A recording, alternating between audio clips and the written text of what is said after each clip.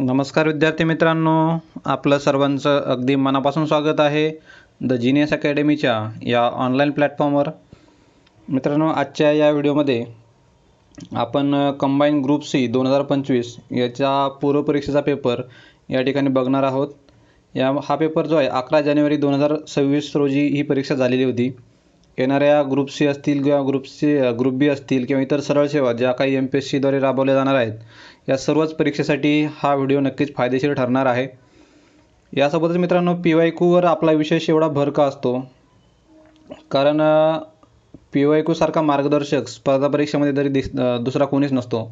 जे काही PYQ आपल्याला गाईड करतात, ज्या पद्धतीने ते अभ्यास कसा करावा ते सांगतात, इतर कोणीही व्यक्ती तसं सांगू शकत नाही, की इतकं परफेक्शन सांगू शकत नाही.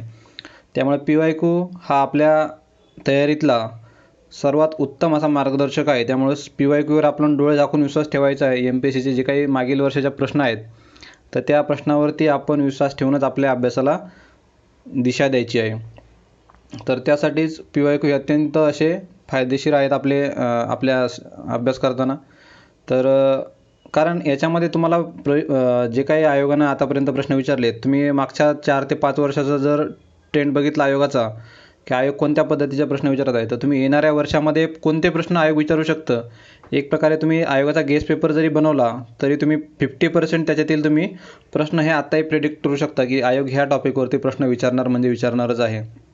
याच्यामध्ये जर तुम्ही एक ओव्हरऑल अंदाज बघितला तर तुम्हाला दिसेल काँग्रेसची अधिवेशनं असतील किंवा कामगार चळवळी असतील, समाजसुधारकावरती तेच 4-5 समाजसुधारक आहे त्यावरती फिरून फिरून प्रश्न विचारत आहे. त्यानंतर हे झालं हिस्ट्रीबाबत. त्यानंतर पॉलिटीमध्ये तुमचे जे काही ॲडव्होकेट जनरल ऑफ स्टेट आहेत, नंतर अटॉर्नी जनरल ऑफ इंडिया आहेत.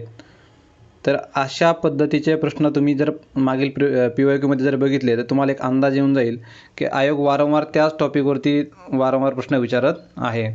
त्यामुळे प्रत्येक विषयातले असे तुम्ही 10-10 टॉपिक जरी मागील PYQवरून काढले तरी देखील तुम्ही आयोगाचा 50 ते 60 प्रश्नांचा आढावा हा मागील PYQवरून घेऊ शकता किंवा सांगू शकता, की ह्या 50 ते 60 प्रश्न ह्याच टॉपिक रिलेटेड असणार आहेत.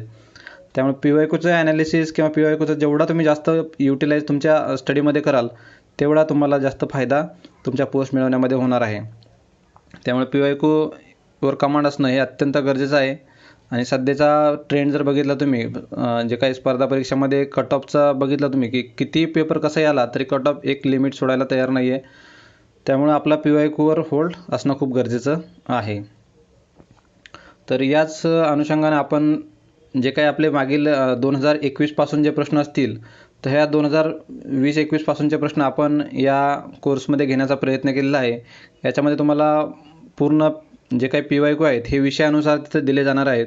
तुम्ही समजा हिस्ट्रीला सुरुवात केली अभ्यासासाठी, तर हिस्ट्रीचे तुम्हाला 2021 पासूनचे आलेले प्रश्न ते 2026 पर्यंत आलेले प्रश्न हे एकाच व्हिडिओमध्ये एकाच PDF तुम्हाला ते मिळणार आहेत. त्यामुळे परीक्षेला तुम्ही अभ्यासाला सुरुवात करणार किंवा वाचायला सुरुवात करताल रिव्हिजनसाठी, तेव्हा तुम्हाला प्रत्येक वर्षी 10-10 प्रश्न आयोग विचारत होतं कंबाईनसाठी.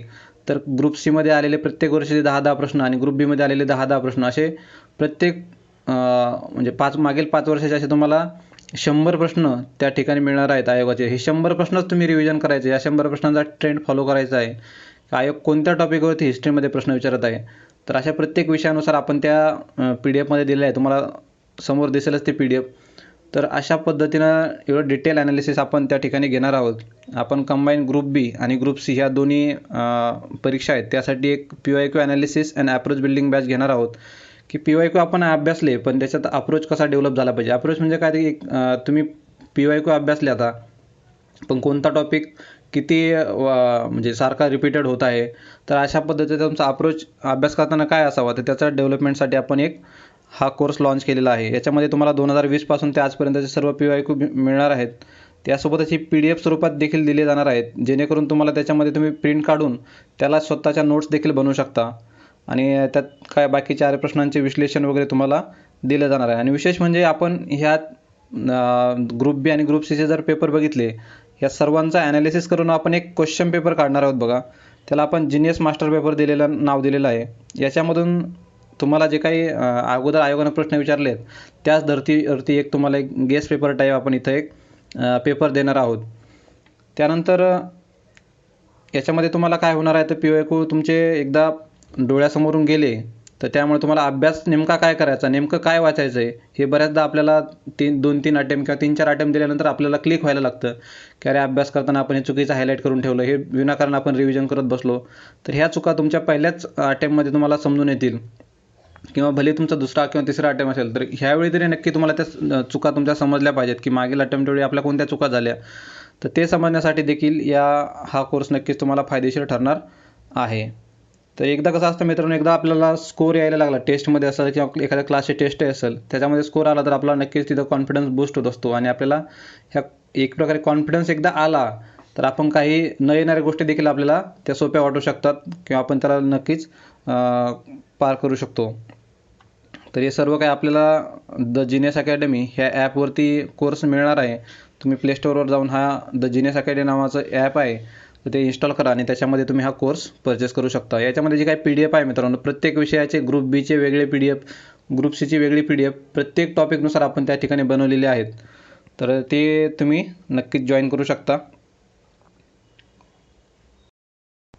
आता आपण आपल्या डायरेक्टली प्रश्नांना सुरुवात करूयात मित्रांनो. तर पहिला प्रश्न जो आहे इतिहासासंबंधित प्रश्न आहेत बघा, पहिले 10 प्रश्न. तर या ठिकाणी 1915मध्ये महात्मा गांधीजी भारतात आल्यानंतर हा देखील आयोगानं प्रश्न अगोदर विचारून झालेला आहे.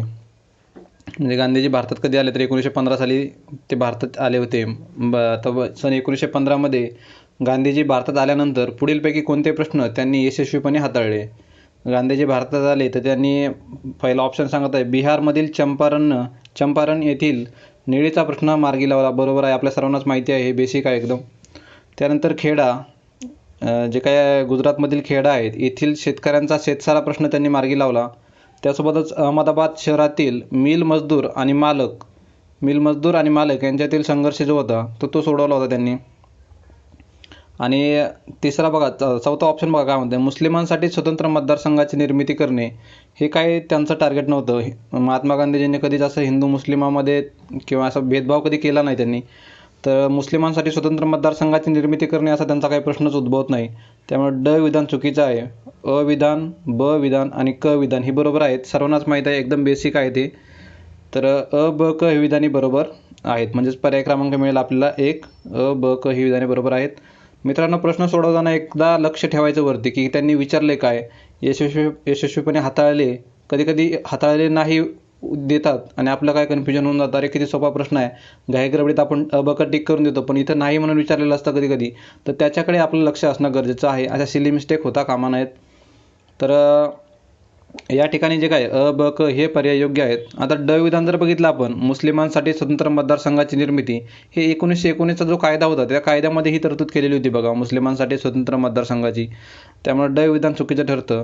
आपल्याला जरी वरच्या विधानामध्ये तुम्ही कन्फ्युजन असाल, अ, ब, क मध्ये एखाद्या विधानात कन्फ्युजन असेल, पण मुस्लिमांसाठी स्वतंत्र मतदारसंघाची निर्मिती हे सर्वांनाच माहिती 1919च्या कायद्यामध्ये आहे. आणि जरी माहीत नसेल 1919च्या कायद्यामध्ये, पण एवढं तर माहीत असेल आपल्याला की मुस्लिमांसाठी स्वतंत्र मतदारसंघ महात्मा गांधी कधी मागणार नाहीत किंवा आल्याबरोबर ही मागणी करणार नाहीत ते. तर त्यामुळे ड विधान जरी चुकीचं केलं असतं तुम्ही तरी समजलं असतं बघा, ड विधान इथं आहे चुकीचं आहे, मग त्यामुळे हे चुकीचं ठरेल. ड विधान इथं पण आहे, हे विधान चुकीचं ठरेल. ड विधान बघा पर्याय क्रमांक 3 मध्ये देखील आहे, त्यामुळे हा देखील पर्याय चुकीचा ठरेल. म्हणजे तीनही पर्याय तुमचे इलिमिनेट झाले तर एकच पर्याय तुमच्याकडे शिल्लक राहतो, पर्याय क्रमांक 1. अशा पद्धतीचं तुमचं तिथं प्रेझेन्स ऑफ माइंड, तुमचं कॉमन सेन्स तिथं काम करणं गरजेचं आहे. कारण मित्रांनो, कंबाईनच्या परीक्षेमध्ये तुमच्या नॉलेजपेक्षा तुमचा त्या 1 तासामध्ये, कारण 1च तास आहे आणि 100 प्रश्न आहेत, त्यामुळे 1 तासामध्ये तुमचा किती प्रेझेन्स आहे, माइंड तिथं प्रेझेंट आहे, तुम्ही किती प्रेझेंट आहे ते 1 तासामध्ये, तर ते तुमचं खूप जास्त मॅटर करतं. त्यामुळं अशा पद्धतीचा टेक्निक तुम्ही आत्ताच डेव्हलप करणं गरजेचं आहे. तर संबंधित प्रश्न क्रमांक 1चा आहे पर्याय क्रमांक 1, अ, ब, क ही पर्याय योग्य आहेत. पुढील प्रश्नाकडे जाऊयात. आता प्रश्न क्रमांक 2 बघूयात. 3 सप्टेंबर 1942 रोजी तासगाव म्हणजे आपला जो काही सांगली जिल्हा आहे, सांगली जिल्ह्यामध्ये तासगाव आहे बघा. तासगाव कवठे महांकाळ मतदारसंघ जो आहे तो आबांचा मतदारसंघ, आर पाटलांचा. तर तासगाव येथील मामलेदार कचेरीवरील मोर्चाचे खालीलपैकी कोणत्या कार्यकर्त्यांनी नेतृत्व केले होते. 1942 साली काय केलं आहे, तर तासगाव मामलेदार कचेरीवरील मोर्चाचे खालीलपैकी कोणत्या कार्यकर्त्यांनी नेतृत्व केले होते. तर याच्यामध्ये बघा, कृष्णा रामा कुऱ्हाडे, वि. स. पागे, गोविंदा खोत, डॉक्टर य. क्र. सोवनी तर याच्यामध्ये अशा ठिकाणी काय करायचं, आता बऱ्यापैकी हा प्रश्न तुमच्या वाचनातला नसू शकतो, म्हणजे तुम्ही वाचलाच नाही कुठं, किंवा वाचला जरी असेल YCMच्या पुस्तकामध्ये, तर तिथं तुमच्या हा नक्कीच एवढे नावं लक्षात राहतील याची काही गॅरंटी नाही. तर मागे एका व्हिडिओमध्ये सांगितलं बघा, जे माहीत नसतील प्रश्न ते कसे सोडवायचे, त्याचा एक व्हिडिओ बघा मी बनवलेला आहे. तो आपल्या ॲपवरती देखील उपलब्ध आहे आणि आपल्या यूट्यूबवर देखील तो अवेलेबल आहे. तर त्या ठिकाणी सांगितलं होतं बघा, अशा ठिकाणी वरीलपैकी सर्व ही ऑप्शन आपल्याला घेऊन जायची आहेत. विनाकारण कोण होतं किंवा नाही याच्यात आपला डोकं लावत बसायचं नाही शिल्लक. त्यामुळं प्रश्न क्रमांक 2चा आहे पर्याय क्रमांक 4 इथं योग्य उत्तर. वरील सर्व बरोबर आहेत. तर 1942ला जे काही तासगाव मामलेदार कचेरीवर मोर्चा झाला होता, त्याचे नेतृत्व कोणी केले ते कृष्णा रामा कुऱ्हाडे, वि. स. पागे, गोविंदा खोत आणि सोवनी. तर पर्याय क्रमांक 4 इथं योग्य उत्तर मिळेल. नंतर प्रश्न क्रमांक 3 बघूयात. आता इथं एक समाजसुधारकाबाबत काही वर्णन केलेलं आहे त्यांनी, आणि त्या वर्णनावरून आपल्याला तो समाजसुधारक कोण आहे ते ओळखायचं आहे. तर त्यांनी ज्ञानप्रकाश हे मराठी वृत्तपत्र काढले. तर ठीक आहे, बघूयात. सरकारने त्यांचा जस्टिस ऑफ पीस व राव बहादूर या पदव्या देऊन गौरव केला. तर हे गोपाळकृष्ण गोखले होते बघा, गोपाळ हरी देशमुख जे आहेत हे जस्टिस ऑफ पीस आणि राव बहादूर या पदव्यांनी त्यांना गौरवान्वित करण्यात आलेलं होतं. पण ज्ञानप्रकाश जो आहे, तर ज्ञानप्रकाश जर बघितला आपण तर कृष्णाजी त्र्यंबक रानडे यांनी सुरू केलेलं होतं, ते वृत्तपत्र काढलेलं आहे. त्यामुळं दोन्ही विधान एकदम अपोजिट, म्हणजे दुसऱ्या वेगवेगळ्या व्यक्तीचे ठरतात, आणि त्यांना संगीत विषयाची आवड होती. आता हे एक्झॅक्टली याच्यावरून तर आपण काही कोणाचं लॉजिक लावू शकत नाही, संगीत क्षेत्राची विषयाची आवड कोणालाही असू शकते. त्यामुळं अ आणि ब वरून जरी आपण हे केलं तरी देखील इथं काय विरोधाभास दिसत आहे बघा. कृष्णाजी त्र्यंबक रानडे दिसत आहेत पहिल्या विधानावरून, आणि दुसऱ्या विधानावरून दिसत आहेत गोपाळ हरी देशमुख. त्यामुळे असं योग्य उत्तर इथं सांगणं मुश्किल आहे. पण त्या इथं पर्याय क्रमांक 4मध्ये जर बघितलं आपण, वरीलपैकी कोणीही नाहीत. तिथं बाबा पद्मनजी नाहीत, विष्णुशास्त्री पंडित नाहीत, आणि गोपाळ हरी देशमुख हे देखील नाहीत. ब विधान हे गोपाळ हरी देशमुखसाठी योग्य आहे, पण अ विधान हे त्यांच्यासाठी चुकीचं ठरेल. त्यामुळं 2 उत्तर देखील चुकीचं ठरेल. फक्त पर्याय क्रमांक 4 जर बघितला, वरीलपैकी कोणतेही नाही, हाच पर्याय तिथं जास्त योग्य ठरेल. तर प्रश्न क्रमांक 3चा आहे पर्याय क्रमांक 4 योग्य उत्तर. नंतर 4था प्रश्न बघूयात. खालील विधाने वाचून कोणत्या स्त्री सुधारकाच्या कार्याची ओळख होते. आता काही एक स्त्री सुधारकाचे कार्य दिलेले आहेत खाली, त्यानुसार आपल्याला ती जे काही स्त्री समाज सुधारक आहेत ती ओळखायची आहे. शारदा सदन आणि आर्य महिला समाज या संस्थेच्या स्त्री उद्धाराच्या कार्यात त्या सक्रिय होत्या. जे काही शारदा सदन आहे आणि आर्य महिला समाज आहे, पंडित रामाबाई यांचा होता तो, तर या संस्थेच्या स्त्री उद्धाराच्या कार्यात त्या सक्रिय होत्या. इसवी सन 1913मध्ये समाजसेवेच्या कार्यासाठी त्यांचा सरकारने कैसर ए हिंद या पदवीने सन्मान केला. नंतर 1894 साली त्यांनी हिंदू लेडीज सोशल क्लब, ह्याच्यावरून आपल्याला क्लिअर होईल, हिंदू लेडीज सोशल क्लब याची स्थापना केली होती. तर हिंदू लेडीज सोशल क्लबची स्थापना कोणी केली होती, सर्वांनाच माहिती आहे, रमाबाई रानडे यांनी हिंदू लेडीज सोशल क्लबची स्थापना केली होती. ती 1894 साली मुंबई या ठिकाणी केलेली होती. मुंबई येथे 1894 साली. हा देखील प्रश्न तुम्हाला उलट विचारला जाऊ शकतो, हिंदू लेडीज सोशल क्लबची स्थापना कोणत्या वर्षी झाली. 1894 साली झाली. कुठे झाली, मुंबई येथे झाली. कोणी केली, तर रमाबाई रानडे यांनी केली. एकाच सेंटेन्समध्ये तुम्हाला 4 ते 5 प्रकारचे PYQ इथं बनू शकतात. त्यानंतर ड विधान जर बघितलं आपण, ठाकरसी, टाटा या कुटुंबियांनी त्यांच्या स्त्री उद्धाराच्या कार्याला आर्थिक पाठबळ दिले. तर हे देखील बरोबर आहे रमाबाई रानडे यांच्याबाबत. तर रमाबाई रानडे यांच्याबाबत ही सर्व विधाने आहेत. त्यांनी काय शारदा सदन आणि आर्य महिला समाज या संस्थेच्या स्त्री उद्धाराच्या कार्यात त्या सक्रिय होत्या. नंतर 1913मध्ये समाजसेवेच्या कार्यासाठी त्यांचा सरकारने कैसर ए हिंद या पदवीने सन्मान केला. 1894 साली त्यांनी Hindu ladies social club Mumbai येथे स्थापन केला, आणि ठाकरसी आणि टाटा या कुटुंबियांनी त्यांना आर्थिक पाठबळ दिलं होतं. त्यामुळं पर्याय क्रमांक 3 इथं योग्य उत्तर ठरेल रमाबाई रानडे. नंतर पुढील प्रश्न बघूयात. प्रश्न क्रमांक 5. महाराष्ट्रातील 1857च्या उठावासंदर्भातील खालीलपैकी कोणती विधाने बरोबर आहेत. बरोबरला लगेच गोल करून ठेवायचं, कोणती विधाने बरोबर आहेत. आता 1857 आणि महाराष्ट्र याबाबत हा प्रश्न आहे. पहिलं विधान काय सांगतंय बघा, सातारचे छत्रपती प्रतापसिंह यांचे गेलेले राज्य परत मिळवण्यासाठी रंगराव पागे यांनी अविरत प्रयत्न केले. हा PYQ आहे आयोगाचा. याच्यामध्ये हे रंगराव पागे नसून रंगो बापूजी गुप्ते यांनी अविरत प्रयत्न केले होते. जे काही सातारचे छत्रपती होते प्रतापसिंह यांचे गेलेले राज्य परत मिळवण्यासाठी ह्या गुप्ते यांनी खूप प्रयत्न केलेले होते, रंगो बापूजी गुप्ते. कंबाईनचा जे काय 2023चा पेपर आहे त्या ठिकाणी हा प्रश्न विचारलेला आहे. तर तिथं रंग बापूजी गुप्ते बरोबर सांगितलेलं आहे. आता PYQचा अशा पद्धतीने फायदा होतो, त्यामुळं PYQवर तुमचा होल्ड असणं अत्यंत गरजेचं आहे. त्यानंतर कोल्हापुरात 31 जुलै 1857 रोजी 21व्या व 28व्या तुकडीतील शिपायांनी बंड केले होते. नंतर नरगुंदच्या भावे या संस्थानिकांचा दत्तक पुत्र अमान्य झाल्याने मे 1858मध्ये त्यांनी बंड केले होते. हे बरोबर आहे बघा. नरगुंदचा जे काही भावे आहेत त्यांनी दत्तक घेतलेलं होतं मूल, तर ते दत्तक पुत्र त्यांनी अमान्य केलं संस्थानिकांचं, त्यामुळे त्यांचा देखील तिथं बंड झालेला होता. आणि 11 एप्रिल 1858 रोजी आंबापानीच्या लढाईत भिल्लांचा पराभव झाला होता. हे देखील बरोबर आहे. आंबापानीच्या लढाईत भिल्लांचा पराभव झाला होता. क आणि ड विधाने बरोबर आहेत. पर्याय क्रमांक 2 योग्य उत्तर ठरेल. तर हे 21व्या आणि 28व्या तुकडीला शिपायांनी बंड केले हे विधान चुकीचं आहे. नंतर पुढील प्रश्नाकडे जाऊयात. प्रश्न क्रमांक 6 बघूयात. आता बघा परत हे काँग्रेसची राष्ट्रीय अधिवेशने त्याबाबत प्रश्न आहे. दरवर्षी आयोग याच्यावरती प्रश्न विचारत आहे. राष्ट्रीय काँग्रेसची अधिवेशने व त्यांचे ठिकाण आणि त्यांचे अध्यक्ष. आता काँग्रेसचे पहिले अध्यक्ष इथं दुसऱ्या विचारलं त्यांनी. काँग्रेसचे दुसरे अधिवेशन 1886ला झालं आणि कलकत्ता येथे झालं. कलकत्ता इथे झालं.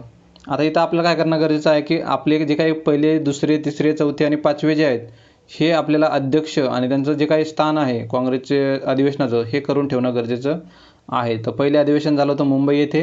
योमेशचंद्र बॅनर्जी त्याचे काय अध्यक्ष होते. योमेशचंद्र बॅनर्जी. आता या ठिकाणी काँग्रेसचं दुसरे अधिवेशन बघा 1886ला कलकत्ता येथे झालेलं आहे. तर कलकत्ता येथे झालेल्या अधिवेशनाचे अध्यक्ष कोण होते? ते होते दादाभाई नौरोजी. आपण याची एक ट्रिक सांगितली होती बघा. योमेश दादा बद्रुयुल. योमेश दादा बद्रुयुल. योमेश दादा बद्रुयुल. आता जे काही पहिले अधिवेशन होतं त्याचे योमेशचंद्र बॅनर्जी. दुसरा काँग्रेसचे दुसरे अधिवेशन होते ते दादाभाई नौरोजी.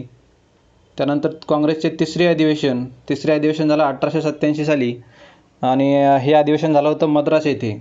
मद्रास. आणि तिसऱ्या अधिवेशनाचे अध्यक्ष कोण होते? बद्रुद्दीन तय्यबजी, म्हणजेच बद्रुद्दीन तय्यबजी. नंतर चौथे अधिवेशन जॉर्ज यूल हे त्याचे अध्यक्ष होते. 1888ला ते अधिवेशन झालं अलाहाबाद या ठिकाणी. जॉर्ज यूल हे त्याचे अध्यक्ष होते. नंतर काँग्रेसचे जे काय पाचवे अधिवेशन झालं 1889 साली मुंबई येथे, त्याचे विल्यम वेडरबर्न हे त्याचे अध्यक्ष राहिलेले आहेत. त्यानुसार मिळेल आपल्याला अ साठी 3 म्हणजे एकाच पर्यायामध्ये मिळून जातो. पर्याय क्रमांक 1 हे त्याचं योग्य उत्तर ठरेल. तर 6व्याचा आहे पर्याय क्रमांक 1 योग्य उत्तर. नंतर 7वा प्रश्न बघूयात. कायमधारा महसूल पद्धतीत कोणत्या वर्गाला अधिक फायदा झाला? तर कायमधारा जी होती त्याच्यामध्ये परमनंट जो काय टॅक्स होता. आता इथं बघा अशा प्रश्नात ठिकाणी काय करायचं आहे? फायदा कोणत्या वर्गाला फायदा झाला? शेतकरी आणि जमीनदार हे दोघांना फायदा सोबत होऊ शकतो का? तर बिलकुल नाही.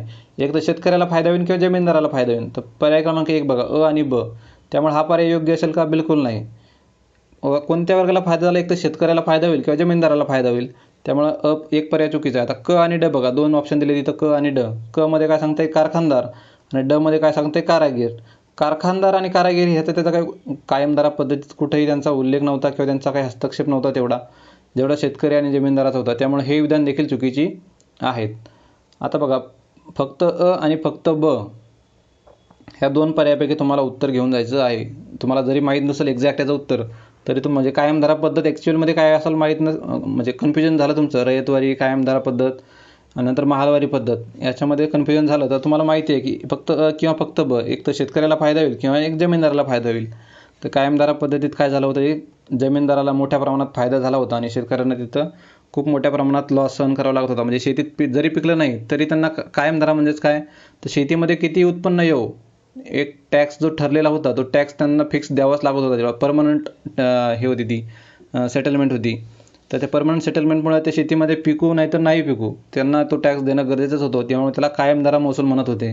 तर या ठिकाणी जमीनदारांना मोठ्या प्रमाणात तिथं फायदा झालेला होता. त्यानुसार पर्याय क्रमांक 4 योग्य उत्तर ठरेल. नंतर 8वा प्रश्न बघूयात. खालीलपैकी कोणत्या वृत्तपत्र आणि साहित्याशी लाला लजपतराय यांचा संबंध नाही? नाहीला लगेच गोल करा. नाही विचारले. त्यांनी पंजाबी हे वृत्तपत्र प्रकाशित केले. त्यांनी यंग इंडिया या ग्रंथाचे लेखन केले होते आणि वंदे मातरम या वृत्तपत्रातून त्यांनी पॅसिव्ह रेजिस्टन्स थेअरी या हा सिद्धांत मांडला होता. आता ह्या पॅसिव्ह रेजिस्टन्स थेअरी हे अरविंद घोष यांचं होतं बघा ते. नंतर पॉलिटिकल फ्युचर ऑफ इंडिया या ग्रंथाचे त्यांनी लेखन केलेले होते. तर इथं जर बघितलं आपण तर पंजाबी आणि यंग इंडिया ही त्यांची वृत्तपत्रे आहेत, हे सर्वांनाच माहिती आहे. यंग इंडिया जर काढला, ब जरी इलिमिनेट केला तरी तुम्हाला इथं कळून जाईल. ब इलिमिनेट कारण नाही विचारले त्यांनी. आता इथं क ड किंवा क म्हणजे ड तर त्यांचा पॉलिटिकल फ्युचर ऑफ इंडिया हे त्यांचं नाहीच आहे, त्यामुळे राहायला पर्याय फक्त केवळ क. सॉरी, हे म्हणजे इथं नाही विचारले. पॉलिटिकल फ्युचर ऑफ इंडिया हे त्यांचं असल्यामुळे काय झालं आपल्याला, हे जे काही पॅसिव्ह रेजिस्टन्स थेअरी आहे हे अरविंद घोषांचं आहे. वंदे मातरम जे आहेत हे अरविंद घोषांचं आहे. त्यामुळे आपल्याला राहतात फक्त अ, ब आणि ड हे पर्याय. अ, ब, ड. पण आपल्याला काय विचारले, त्यांनी नाही विचारले. नाहीमुळं काय होणार आहे आपलं, केवळ क हे पर्याय योग्य ठरणार आहे. याच्यामुळे काय होतं, बऱ्याचदा तुमचं कन्फ्युजन होतं का, नाही आहे. तर हे या शब्दांकडे थोडं विशेष लक्ष ठेवत चला. नंतर 1919च्या कायद्यातील त्रुटींची चौकशी करण्यासाठी कोणत्या कमिटी नियुक्ती केली होती? 1919चा जो कायदा आला होता त्याच्यामध्ये नियुक्ती केली होती मुडीमन कमिटी. त्याच्यामध्ये काय चुका झाल्या होत्या, त्रुटी होत्या, त्या दुरुस्त करण्यासाठी मुडीमन कमिटी आली होती. ती कशासाठी झाली होती? 1919च्या कायद्याचे मूल्यमापन करण्यासाठी ही कमिटी आली होती. त्यानंतर सायमन कमिटी देखील त्याचसाठी आलेली होती, त्या कायद्याचं मूल्यमापन करण्यासाठी. हे लॉर्ड मेकॉले कमिटी एज्युकेशनसाठी आहे, हंटर कमिटी एज्युकेशनसाठी जी आहे. त्यामुळे क आणि ड चुकीचे ठरतील. इथं काय आहे, फक्त कोणती कमिटी नियुक्ती केलेली होती. तर इथं अ आणि ब पर्याय नाहीत बघा. अ आणि ब पर्याय नसल्यामुळे काय करावं लागणार आहे आपल्याला, एक तर अ किंवा ब यापैकी घेऊन जायचं आहे. पण आयोगाने देताना याचं उत्तर काय केलेलं आहे, पर्याय क्रमांक 1 फक्त अ हे उत्तर दिलेलं आहे, फक्त अ. तर 1919च्या कायद्यातील त्रुटीची चौकशी करण्यासाठी कोणती समिती नियुक्ती केली होती? तर पर्याय क्रमांक 1 मधली मुडीमन कमिटी, 1919च्या कायद्याचे मूल्यमापन करणे. तसं बघायला गेलं तर हे दोन्ही पण अ आणि ब पर्याय देणं गरजेचं होतं, पण आयोगानं अंतिम उत्तर तालिकेनुसार फक्त 1 हे उत्तर दिलेलं आहे. त्यानंतर पुढील प्रश्न बघूयात. प्रश्न क्रमांक 10. लॉर्ड हार्डिंग या 1844 ते 48 यांच्या काळात कोणते पहिले युद्ध झाले होते? तर इंग्रज शीख युद्ध जे आहे तर हे युद्ध यांच्या काळात झालेलं होतं. लॉर्ड हार्डिंगच्या काळात झालेलं आहे इंग्रज शीख युद्ध. तर पर्याय क्रमांक 2 त्याचं योग्य उत्तर ठरेल. नंतर पुढील प्रश्न बघूयात. प्रश्न क्रमांक 11. 11वा प्रश्न बघूयात. भारतामध्ये प्रथम क्लोन पद्धतीने जन्मलेले गीर गाईच्या वासराचे नाव डॅश डॅश होते. जे काय गीर गाईचं वासरू आहे, जे क्लोनिंग पद्धतीनं तयार करण्यात आलं होतं, तर त्या वासराचं नाव काय बघा, गंगा नाव आहे त्याचं. अशाच पद्धतीचं एका मेंढीच्या क्लोनचं प्रश्न आयोगानं याच्या अगोदर विचारलेला आहे. तर या संबंधित प्रश्नाचं पर्याय क्रमांक 4 जे काय गंगा आहे त्या वासराचं नाव होतं गंगा. त्यामुळं पर्याय क्रमांक 4 इथं योग्य उत्तर मिळेल. त्यानंतर आता हा फॅक्च्युअल प्रश्न आहे मित्रांनो. ह्याच्यामध्ये कसं एक तर येईल नाही तर येणार नाही तुम्हाला. याच्यामध्ये असं काही लॉजिक लावू शकत नाही आपण असं काही वेगळं. तर त्यामुळे हे पाठ असणं गरजेचं आहे. पाठ असेल तर उत्तम, नसेल तर स्किप केलं तर तो बेटर राहील. नंतर 12वा प्रश्न बघूयात. संयुक्त राष्ट्रसंघाच्या जागतिक कार्यसूची आराखडा 2015 नुसार काय म्हणत आहे, शाश्वत विकासाची किती उद्दिष्टे आहेत किंवा किती उद्दिष्टे निश्चित केली आहेत? तर UN वर्ल्ड अजेंडा 2015 जो आहे त्याच्यामध्ये सस्टेनेबल डेव्हलपमेंट गोल्स SDG, हे SDG आहेत हे किती आहेत आपल्याकडे? तर ते आहेत 17 प्रकारची SDG आहेत. 2015 ते 2030 या दरम्यान आपल्याला ती काय आपले टार्गेट ठरवून दिलेले आहेत. याच्यामध्ये काय सर्वांसाठी शिक्षण असेल, जेंडर इक्वॅलिटी असेल किंवा मग जे काही आपलं दारिद्र्य निर्मूलन असेल, अशा पद्धतीचे 17 प्रकारचे तिथं उद्दिष्ट ठेवलेले आहेत. तर ते 2015 ते 2030 या दरम्यान ती राबवायची आहेत. ही SDG 2015 पासून आली. याच्या अगोदर कोणती होती? तर ती होती मिलेनियम डेव्हलपमेंट गोल्स MDG. ही MDG देखील आयोगाने याच्या अगोदर विचारलेली आहे. ती किती होती? 8 प्रकारची MDGs होती ती. 8 MDG होती, म्हणजेच मिलेनियम डेव्हलपमेंट गोल्स. आणि आता जी सध्या चालू आहेत सस्टेनेबल डेव्हलपमेंट गोल्स, त्याला शाश्वत विकासाची उद्दिष्टे असं म्हणतात. तर SDG किती आहेत? 17 आहेत. तर 12व्याचं मिळेल त्यानुसार पर्याय क्रमांक 1 17 SDG आहेत. नंतर 13वा प्रश्न बघूयात. आता याच्यामध्ये हा खनिज आणि त्याचे उत्खनन क्षेत्र याच्यामध्ये आयोगानं प्रश्न विचारलेला आहे. पण हा थोडासा डिटेल प्रश्न विचारला आहे. दरवर्षी किंवा दरवेळी आयोग कसा विचारतं, मॅग्नीज आणि समोर जिल्ह्याची नावं दिलेली जातात डायरेक्ट, की कोणत्या जिल्ह्यात त्याचं उत्पादन किंवा उत्खनन केलं जातं. पण इथं एकदम डिटेलमध्ये त्या साईटचं, त्या उत्खनन क्षेत्र जे आहे त्या क्षेत्राचं नाव त्यांनी दिलेलं आहे. आता हे सुरजागड माहीत असेल बऱ्यापैकी, विदर्भातलं जे राहणारे आहेत त्यांना सुरजागड भामरागड माहीत असेल. याच्यामध्ये मोठ्या प्रमाणात इथं लोहखनिजाचं उत्खनन केलं जातं. ही गडचिरोलीमध्ये एक क्षेत्र आहे बघा, सुरजागड. याच्यामध्ये सध्या जी लॉयड मेटल्स कंपनी नावाची कंपनी आहे, लॉयड मेटल्स, तर ही मोठ्या प्रमाणावर तिथं उत्खनन करत आहे. तर इथं जर बघितलं आपण तर लोहखनिज कुठं आहे, सुरजागड, गडचिरोलीमध्ये आहे सुरजागड. नंतर आपण बॉक्साईट जर बघितलं तर बॉक्साईट कुठं सापडते आहे, तर हे उदगिरी आहे कोल्हापूरमध्ये. नंतर हे बघा डिटेलमध्ये तुम्हाला इथं दिलेलं आहे बघा, बॉक्साईट उदगिरी कोल्हापूर येथे. मॅग्नीज असेल तर चिखला भंडारामध्ये. हे चिखला जे आहे, चिखला भंडाऱ्यामधले आहे चिखला. हे चिखला बघा, हे भंडाऱ्यामध्ये आहे. तर अशा पद्धतीने आयोग थोडंसं डिटेल जात आहे. तर त्यामुळे आपल्याला देखील आपली तयारी येणाऱ्या काळात काय त्या पद्धतीनं करणं अपेक्षित आहे. आता हे बॉक्साईट बघितलं आपण, उदगिरी कुठं आहे तर कोल्हापूरमध्ये आहे. बॉक्साईट कोल्हापूर उदगिरी. नंतर हे बघा मॅग्नीज चिखला भंडारा येथे, लोहखनिज सुरजागड गडचिरोली येथे, बॉक्साईट आहे उदगिरी कोल्हापूर येथे आणि क्रोमाईट आहे जानोली सिंधुदुर्ग येथे. तर या पद्धतीनं जोड्या लावल्या आपण, तर क्रोमाईट जानोली सिंधुदुर्ग येथे आहे. तर याप्रमाणे आपल्याला पर्याय क्रमांक 3 मध्ये ह्या जोड्या मिळतील. आता या प्रश्नावरून आपण काय शिकणार आहोत किंवा काय आपलं ॲनालिसिस घेऊन जाणार आहोत, की आयोग विचारताना आता आपल्याला जिल्ह्यावरती प्रश्न विचारत नाही. जिल्हे तर पाहिजेतच आपल्याला, पण त्याच्या पलीकडे जाऊन त्याच्यातल्या जे काही महत्त्वाच्या साईट्स असतील, जे उत्खनन क्षेत्र असतील, ते देखील आपल्याला करून ठेवणं गरजेचं आहे. आता ही खनिजे विचारून झाली. याच्या व्यतिरिक्त जी बाकीची खनिजे आहेत त्याबद्दल देखील आयोग याच पद्धतीचा प्रश्न विचारू शकतो. त्यामुळे ते पद्धतीची तयारी देखील आपल्याला करणं गरजेचं आहे. तर संबंधित प्रश्नाचा पर्याय क्रमांक 3 इथे योग्य उत्तर आहे. पुढील प्रश्नाकडे जाऊयात. प्रश्न क्रमांक 14 बघूयात. खालीलपैकी कोणते प्रधानमंत्री मत्स्य संपदा योजना 2025चे उद्दिष्ट नाहीकडे लक्ष ठेवा. नाही विचारतंय. तर बघूयात प्रश्न पर्याय क्रमांक. मासेमारीची सामाजिक, भौतिक आणि आर्थिक सुरक्षा चालणार आहे, चांगलं काहीतरी सांगत आहे मच्छीमारांसाठी. नंतर मासेमारीचे उत्पन्न 4 पटीने वाढवणे. हे 4 पटीने नसून इथे दुप्पट वाढ करायची आहे त्यांच्या उत्पन्नामध्ये आपल्याला. त्यामुळं ब विधान चुकीचं ठरेल. नंतर क विधान जर बघितलं, शाश्वत पद्धतीने मत्स्य व्यवसायाच्या क्षमतेचा वापर. आता काही विधान मित्रांनो, हे प्रत्येक विधान हे पाठ करायचं नसतं. काही ठिकाणी आपल्याला कॉमन सेन्स आपला वापरायचा आहे. आता शाश्वत पद्धतीने मत्स्य व्यवसायाच्या क्षमतेत वापर करणे हे काही चुकीचं वाटत नाही, त्यामुळे बरोबर घेऊन जायचं त्याला. नंतर मासे उत्पादन आणि उत्पादकता वाढवणे चांगलं दिसत आहे स्टेटमेंट, काहीतरी पॉझिटिव्ह सांगत आहे, घेऊन जायचं आहे, बरोबर आहे. इथं फक्त काय अ, क आणि ड ही विधाने उद्दिष्टे आहेत आणि ब हे उद्दिष्ट नाही. त्या ठिकाणी दुप्पट उत्पन्न असणं गरजेचं होतं, तेव्हा ते विधान बरोबर राहिलं असतं. त्यामुळे 14व्याचा मिळेल पर्याय क्रमांक 2 योग्य उत्तर. कारण 2025मध्ये मत्स्यसंपदा जी योजना आली ती त्याचं उद्दिष्ट नाही म्हणून विचारलं आहे, तर त्यामुळे नाहीकडे लक्ष ठेवायचं आपण व्यवस्थित. तर अ, क, ड हे उद्दिष्ट आहेत आणि ब हे उद्दिष्ट नाही. त्यानंतर 15वा प्रश्न बघूयात. यमुना नदीच्या उपनद्यांना पूर्व ते पश्चिम असा क्रम लावा. पूर्व ते पश्चिम, ही आहे पूर्व दिशा आणि ही आहे पश्चिम. तर यांचा पूर्व ते पश्चिम म्हणजे असा क्रम लावायला सांगितला आहे त्यांनी. त्यामध्ये बघितलं आपण तर केन, बेतवा, सिंध आणि चंबळ अशा प्रकारचा क्रम त्यांचा पूर्व ते पश्चिम येणार आहे. केन, बेतवा, सिंध, चंबळ.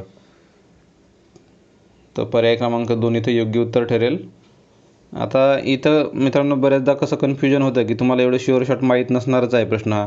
तर याच्यामध्ये काय करायचं, शक्यतो जोड्या लावायला बघायचं की ऑप्शन बघायचं. सुरुवातीला सिंध दिलं आहे, केन दिलं, इथं केन दिलं, इथं केन दिलं आहे. 3 ठिकाणी सुरुवातीला पहा केन दिलेलं आहे. म्हणजे हा पर्यायचा ऑप्शन बनवणाऱ्याने काय केलं असणार आहे, सुरुवातीला जो काही त्याचा बरोबर ऑप्शन आहे किंवा बरोबर जे उत्तर आहे ते त्यांनी एकदा एका ऑप्शनमध्ये टाकून दिलेलं आहे. आता त्याला बाकीचे पर्याय बनवायचे आहेत, तर बाकीचे पर्याय तो कसा बनवणार आहे, मग याच्यातलेच आता 1 नंबर, 2 नंबर, 3 नंबर आणि 4 नंबर हे त्याचं योग्य उत्तर होतं. तर ह्याला आता बाकीचे पर्याय बनवताना हा कसा बनवणार आहे, मग एक तर 2ला इथं टाकल, 3ची जागा बदलल दुसऱ्या पर्यायामध्ये, त्या तिसऱ्या पर्यायामध्ये 3ला इथं 2च्या ठिकाणी, 2ला 3च्या ठिकाणी असं करेल. तर त्यामुळे बऱ्याचदा काय होतं, आपल्याला तिथून काही क्ल्यू मिळून जातो की केन एकाच ठिकाणी दिसत आहे बघा, म्हणजे यापैकी कोणता तरी पर्याय असणार आहे. नंतर शेवटचे पर्याय बघितले आपण, चंबळ चंबळ दिसत आहे बघा, चंबळ चंबळ, म्हणजे या दोनपैकी कोणताही तरी असू शकतो त्याचा. केन केन इथं आहे, चंबळ चंबळ इथं आहे. तर अशा प्रकारचं लॉजिक देखील तुम्ही डेव्हलप करून आपल्या प्रश्नापर्यंत जाऊ शकता, उत्तरापर्यंत जाऊ शकता. त्यामुळे संबंधित प्रश्नाचं जर पर्याय क्रमांक बरोबर उत्तर बघितलं आपण, तर पर्याय क्रमांक 2 हे त्याचं योग्य उत्तर आहे. केन, बेतवा, शिंद आणि चंबळ. 15व्याचा आहे पर्याय क्रमांक 2. 16वा प्रश्न बघूयात. महाराष्ट्र इलेक्ट्रिक वाहन धोरण 2025 नुसार महाराष्ट्रातील महामार्गावर किती अंतरावर इलेक्ट्रिक वाहनांसाठी चार्जिंग स्टेशन बसवले जाणार आहेत? तसा हा करंट रिलेटेड प्रश्न म्हणता येईल की चार्जिंग स्टेशन जे बसवले जाणार आहेत ते किती किलोमीटरच्या दरम्यान बसवले जाणार आहेत? हा 25 किलोमीटरपर्यंत ते चार्जिंग स्टेशन बनवले जाणार आहेत. पर्याय क्रमांक 1 बरोबर राहील त्याचा. नंतर कोपेन यांनी केलेल्या हवामान वर्गीकरण विभागानुसार, हा PYQ देखील आहे बघा, 2021च्या ग्रुप बी मध्ये हा प्रश्न ऑलरेडी आयोगाने विचारलेला आहे. तर कोपेन यांनी केलेल्या हवामान वर्गीकरण विभागानुसार भारताच्या पश्चिम किनारी प्रदेशात कोणत्या प्रकारचे हवामान आढळते? म्हणजे मुंबईच्या दक्षिणेकडे तर ते सापडते आपले मान्सून, म्हणजे AMW, कमी कोरड्या हिवाळ्यासह मान्सूनचा प्रकार त्या ठिकाणी आढळून येतो.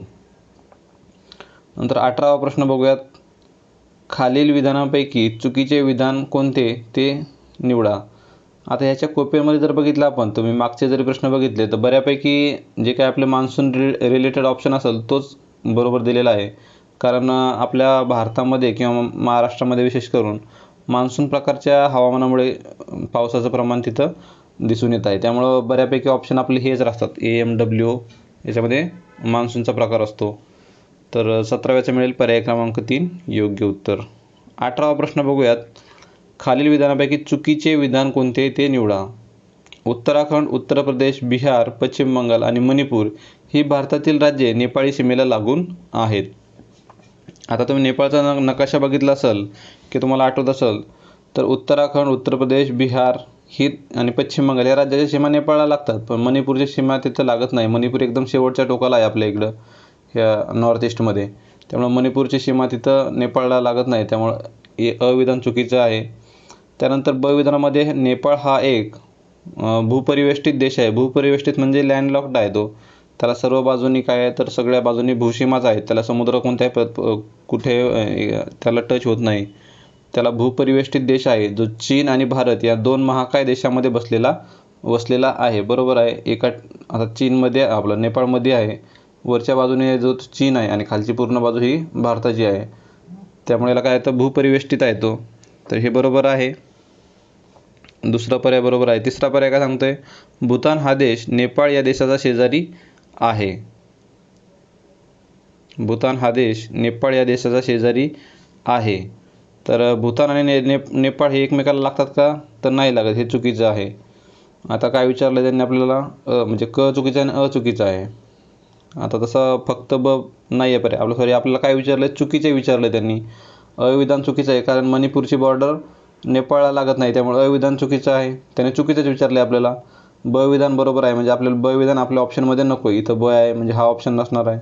इथं ब आहे, हा ऑप्शन नसणार आहे.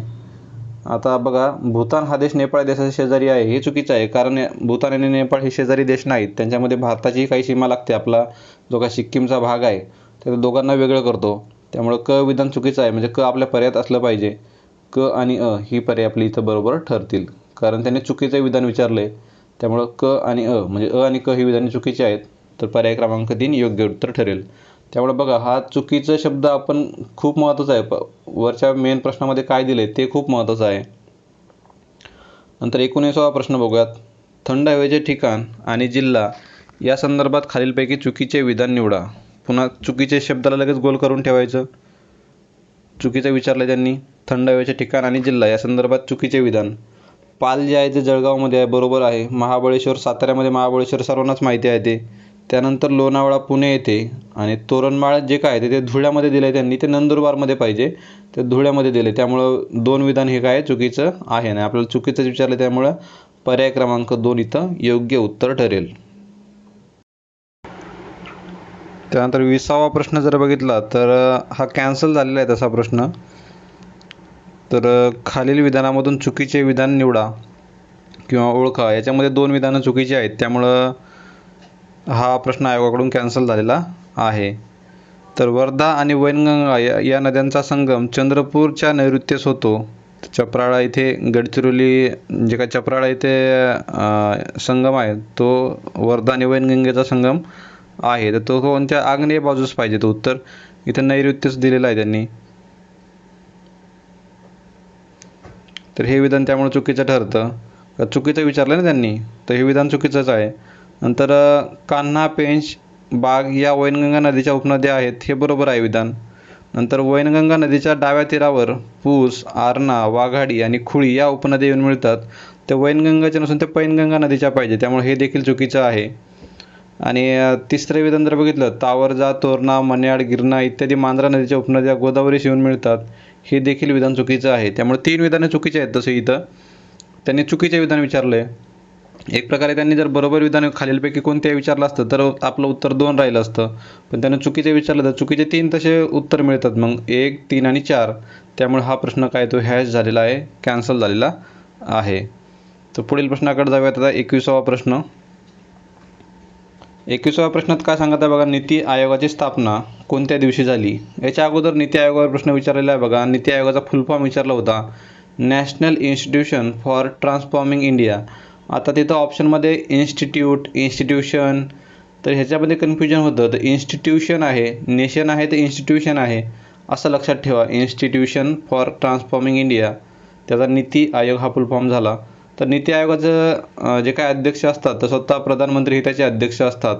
आणि सध्या उपाध्यक्ष जर बघितले त्यांचे, अशोक लाहिरी हे त्याचे उपाध्यक्ष असतात. कारण अध्यक्ष हे स्वतः एवढं लक्ष घालू शकत नाहीत नीती आयोगाच्या कामकाजामध्ये, त्यामुळे त्याला उपाध्यक्षाची नेमणूक देखील केलेली असते. अशोक लाहिरी हे त्याचे उपाध्यक्ष आहेत. आणि त्याचे CEO देखील बऱ्याचदा विचारले जातात. CEO कोण आहेत, तर त्याच्या निधी छिब्बर ज्या आहेत तर त्याच्या सध्या CEO आहेत. त्या चार्जवर आहेत, रेग्युलर नाहीत त्या, पण त्या सध्या चार्ज त्यांच्याकडे आहे, निधी छिब्बर.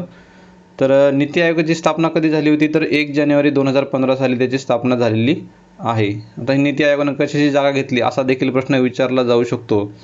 हा जो काही आपल्या अगोदर प्लॅनिंग कमिशन व्हायच्या बघा, पंचवार्षिक योजना, तर आपल्या 12 पंचवार्षिक योजना आजपर्यंत झालेल्या होत्या. आणि त्यानंतर NDA सरकार जे आहे तर त्या सरकारनं काय केलं, मग ह्या प्लॅनिंग ज्या काय आपल्या पंचवार्षिक योजना होत्या तर त्या रद्द केल्या.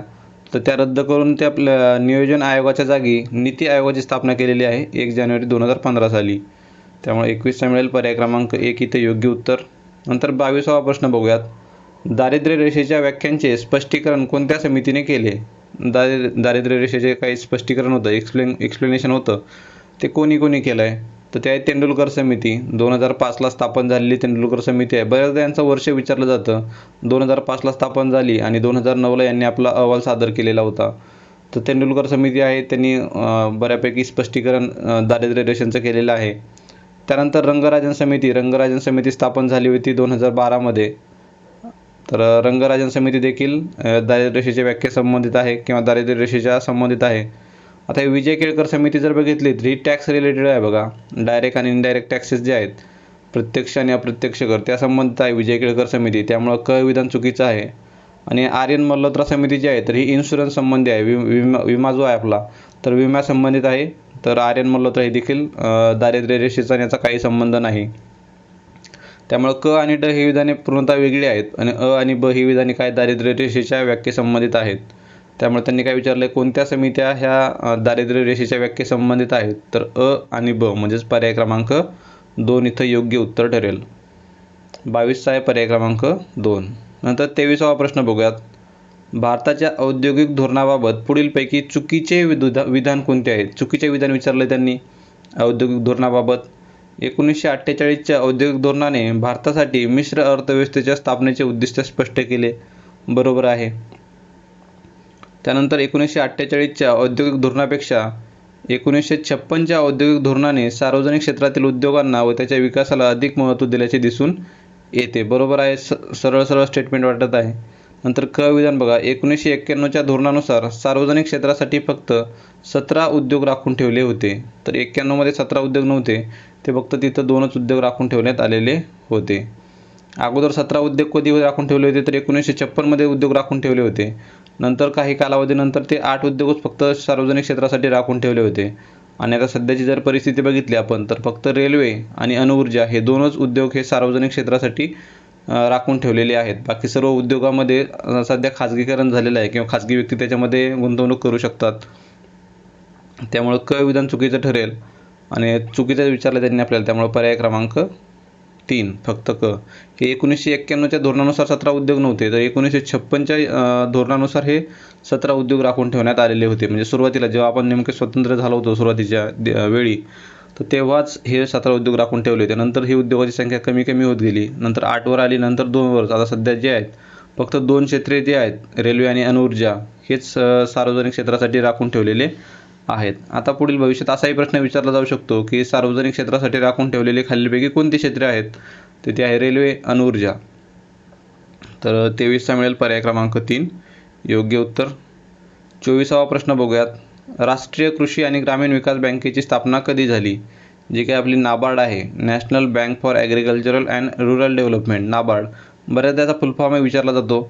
जी काही आपली शिवरामन समिती आहे, शिवरामन समितीच्या शिफारशीनुसार 12 जुलै 1982ला या नाबार्ड बँकेची स्थापना झालेली आहे. याचा फुल फॉर्मही पाठच करून ठेवा, national bank for agriculture and rural development. तर पर्याय क्रमांक 2 इथे योग्य उत्तर ठरेल. नंतर 25वा प्रश्न बघूयात. RBIच्या कोणत्या कायद्यानुसार, हा देखील PYQ आहे बघा, कोणत्या कायद्यानुसार schedule bank and non schedule bank असे वर्गीकरण केले जाते? जे काय शेड्यूल बँक आहे, नॉन शेड्यूल बँक आहे, असे वर्गीकरण RBI ॲक्ट जो आहे तो याचा सेकंड शेड्यूल आहे बघा. RBI ॲक्ट 1934चा सेकंड शेड्यूलमध्ये ज्या बँका आहेत त्यांना शेड्यूल बँक म्हणतात आणि ज्या बँकाचा त्याच्यामध्ये समावेश नाही त्याला नॉन शेड्यूल बँक म्हणतात. तर 25चा मिळेल पर्याय क्रमांक 2 इथे योग्य उत्तर. नंतर 26वा प्रश्न बघूयात. लोकसंख्या संक्रमण सिद्धांतातील तिसरा टप्पा कोणता आहे? आता लोकसंख्या संक्रमणाचे सिद्धांत जर बघितले आपण तर त्याच्यामध्ये 3 टप्प्यामध्ये आपल्याला त्याचं वर्गीकरण करता येईल. सुरुवातीला जे होतं आपण म्हणजे 1920च्या दरम्यान, 1920मध्ये काय होतं, लोकसंख्या म्हणजे जन्मदरही मोठ्या प्रमाणात होता, म्हणजे जन्मायचे तेवढेच आणि मृत्यूदरही तेवढाच होता. म्हणजे जेवढे जन्माचे तेवढेच मृत्यू पण व्हायचे. त्यामुळे लोकसंख्येत तेवढी वाढ झाली नाही, कारण जेवढे जन्मत होते, समजा 100 लोक जन्मत होते तर 100 लोक मरत देखील होते, कारण सुरुवातीला तेवढा अवेअरनेस नव्हता लोकांमध्ये, किंवा मग सुरुवातीला मरायचे एवढे यासाठी की त्याच्यामध्ये तुमच्या आरोग्याच्या सुविधा तेवढ्या अवेलेबल नव्हत्या. पण नंतर काय झालं की जन्मदर तर तेवढाच राहिला, पण आरोग्य सुविधा उपलब्ध झाल्यामुळे काय झालं, मरायची संख्या ही कमी झाली, मृत्यूदर कमी झाला.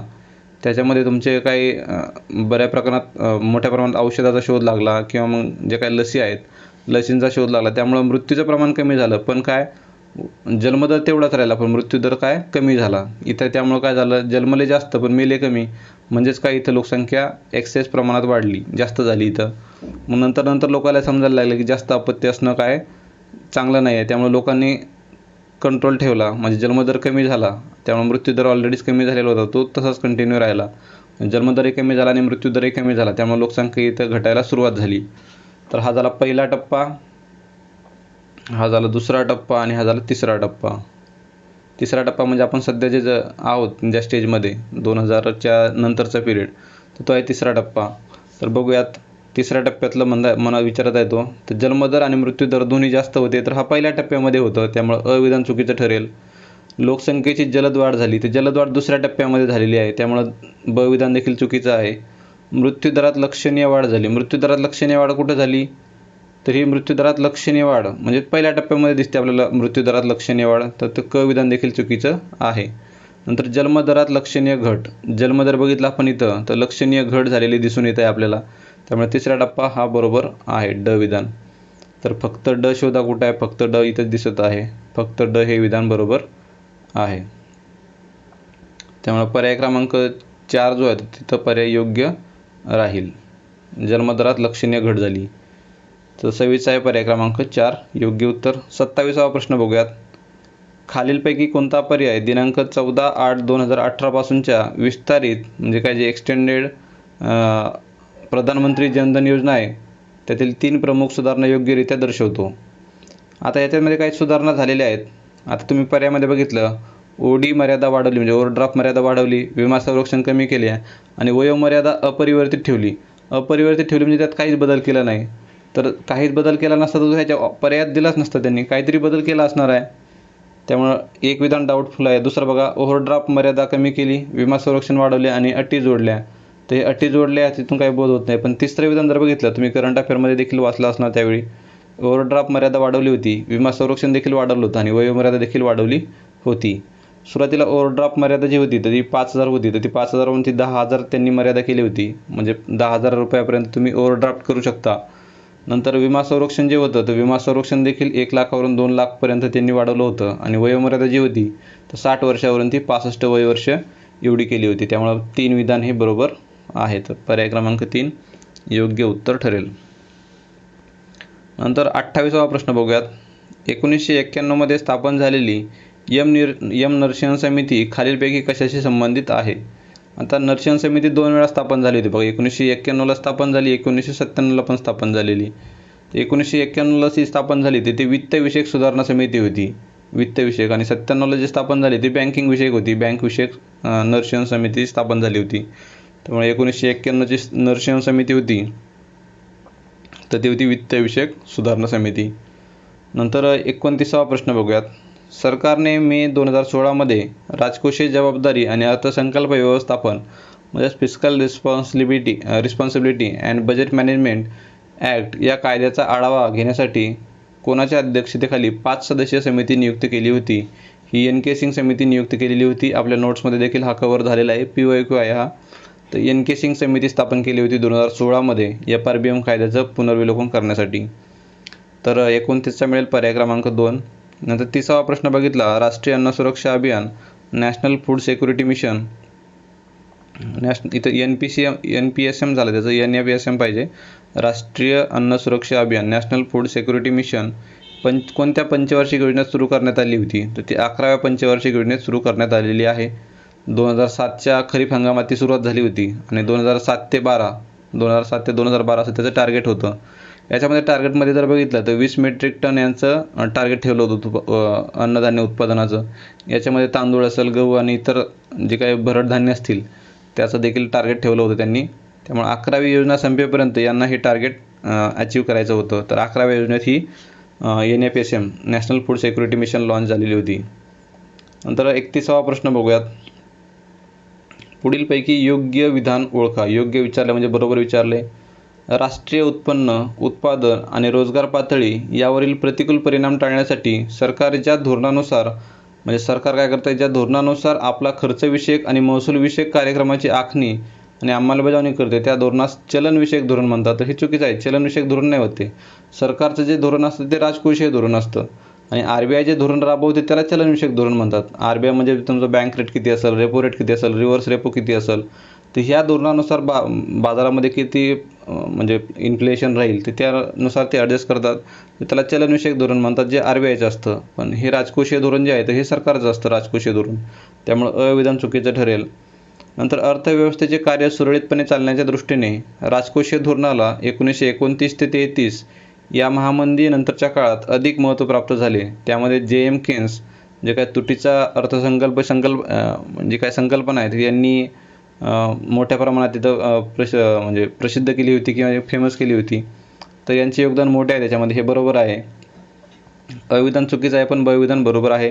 त्यांनी विचारलं योग्य विधान म्हणजेच फक्त ब हे विधान योग्य आहे. तर पर्याय क्रमांक 2 योग्य उत्तर ठरेल. तर पुढील प्रश्नाकडे जाऊयात. 32वा प्रश्न बघूयात. पुढीलपैकी बरोबर जोडी कोणती? बरोबर विचारलंय.